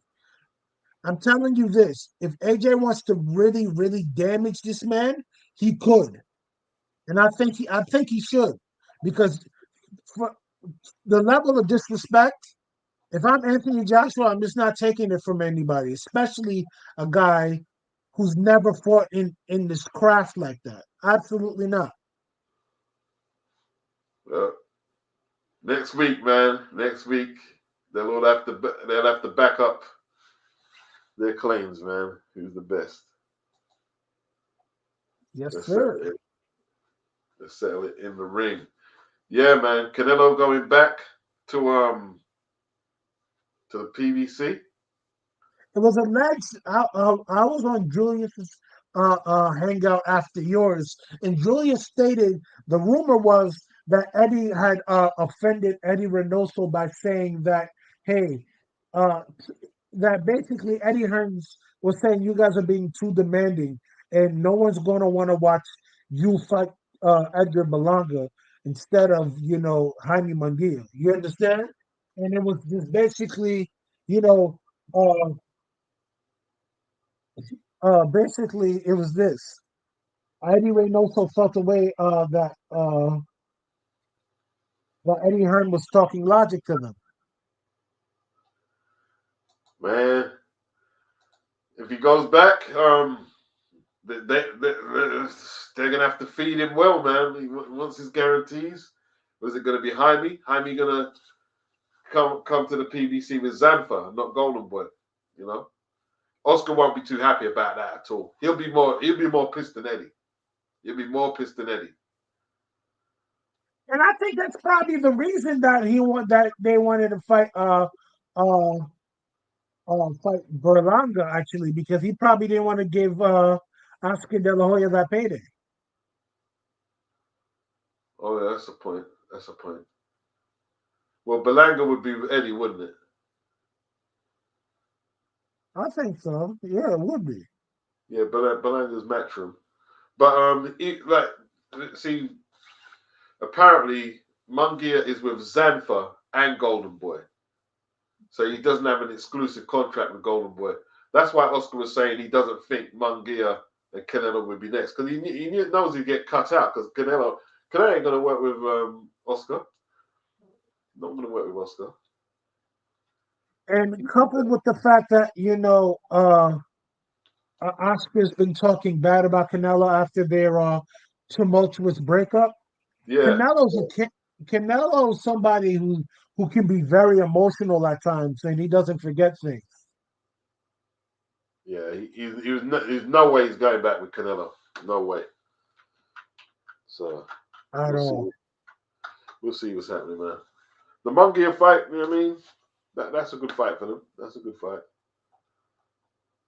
Yep, Eddie, yep, Eddie, yep, yep.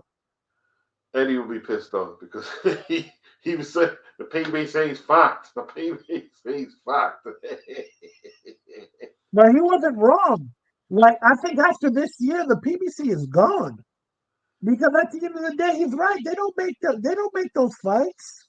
They're just like being annoying. They're pests in this, and they're real pests in this. You know, boxing thing. They don't. They get in the way of all the fights that fans want. They even get in the way of their fighters' best wishes.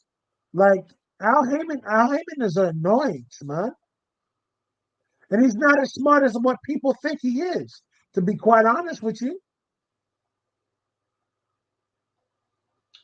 I'm wondering though, like, will they try and maximize that pay per view and use the zone regardless? Because how much numbers are they going to do on Amazon Prime? of course. But at the end of the day, those guys knew that the zone would have been better for them. But you know, he didn't want to give up the control and his autonomy over his fighters.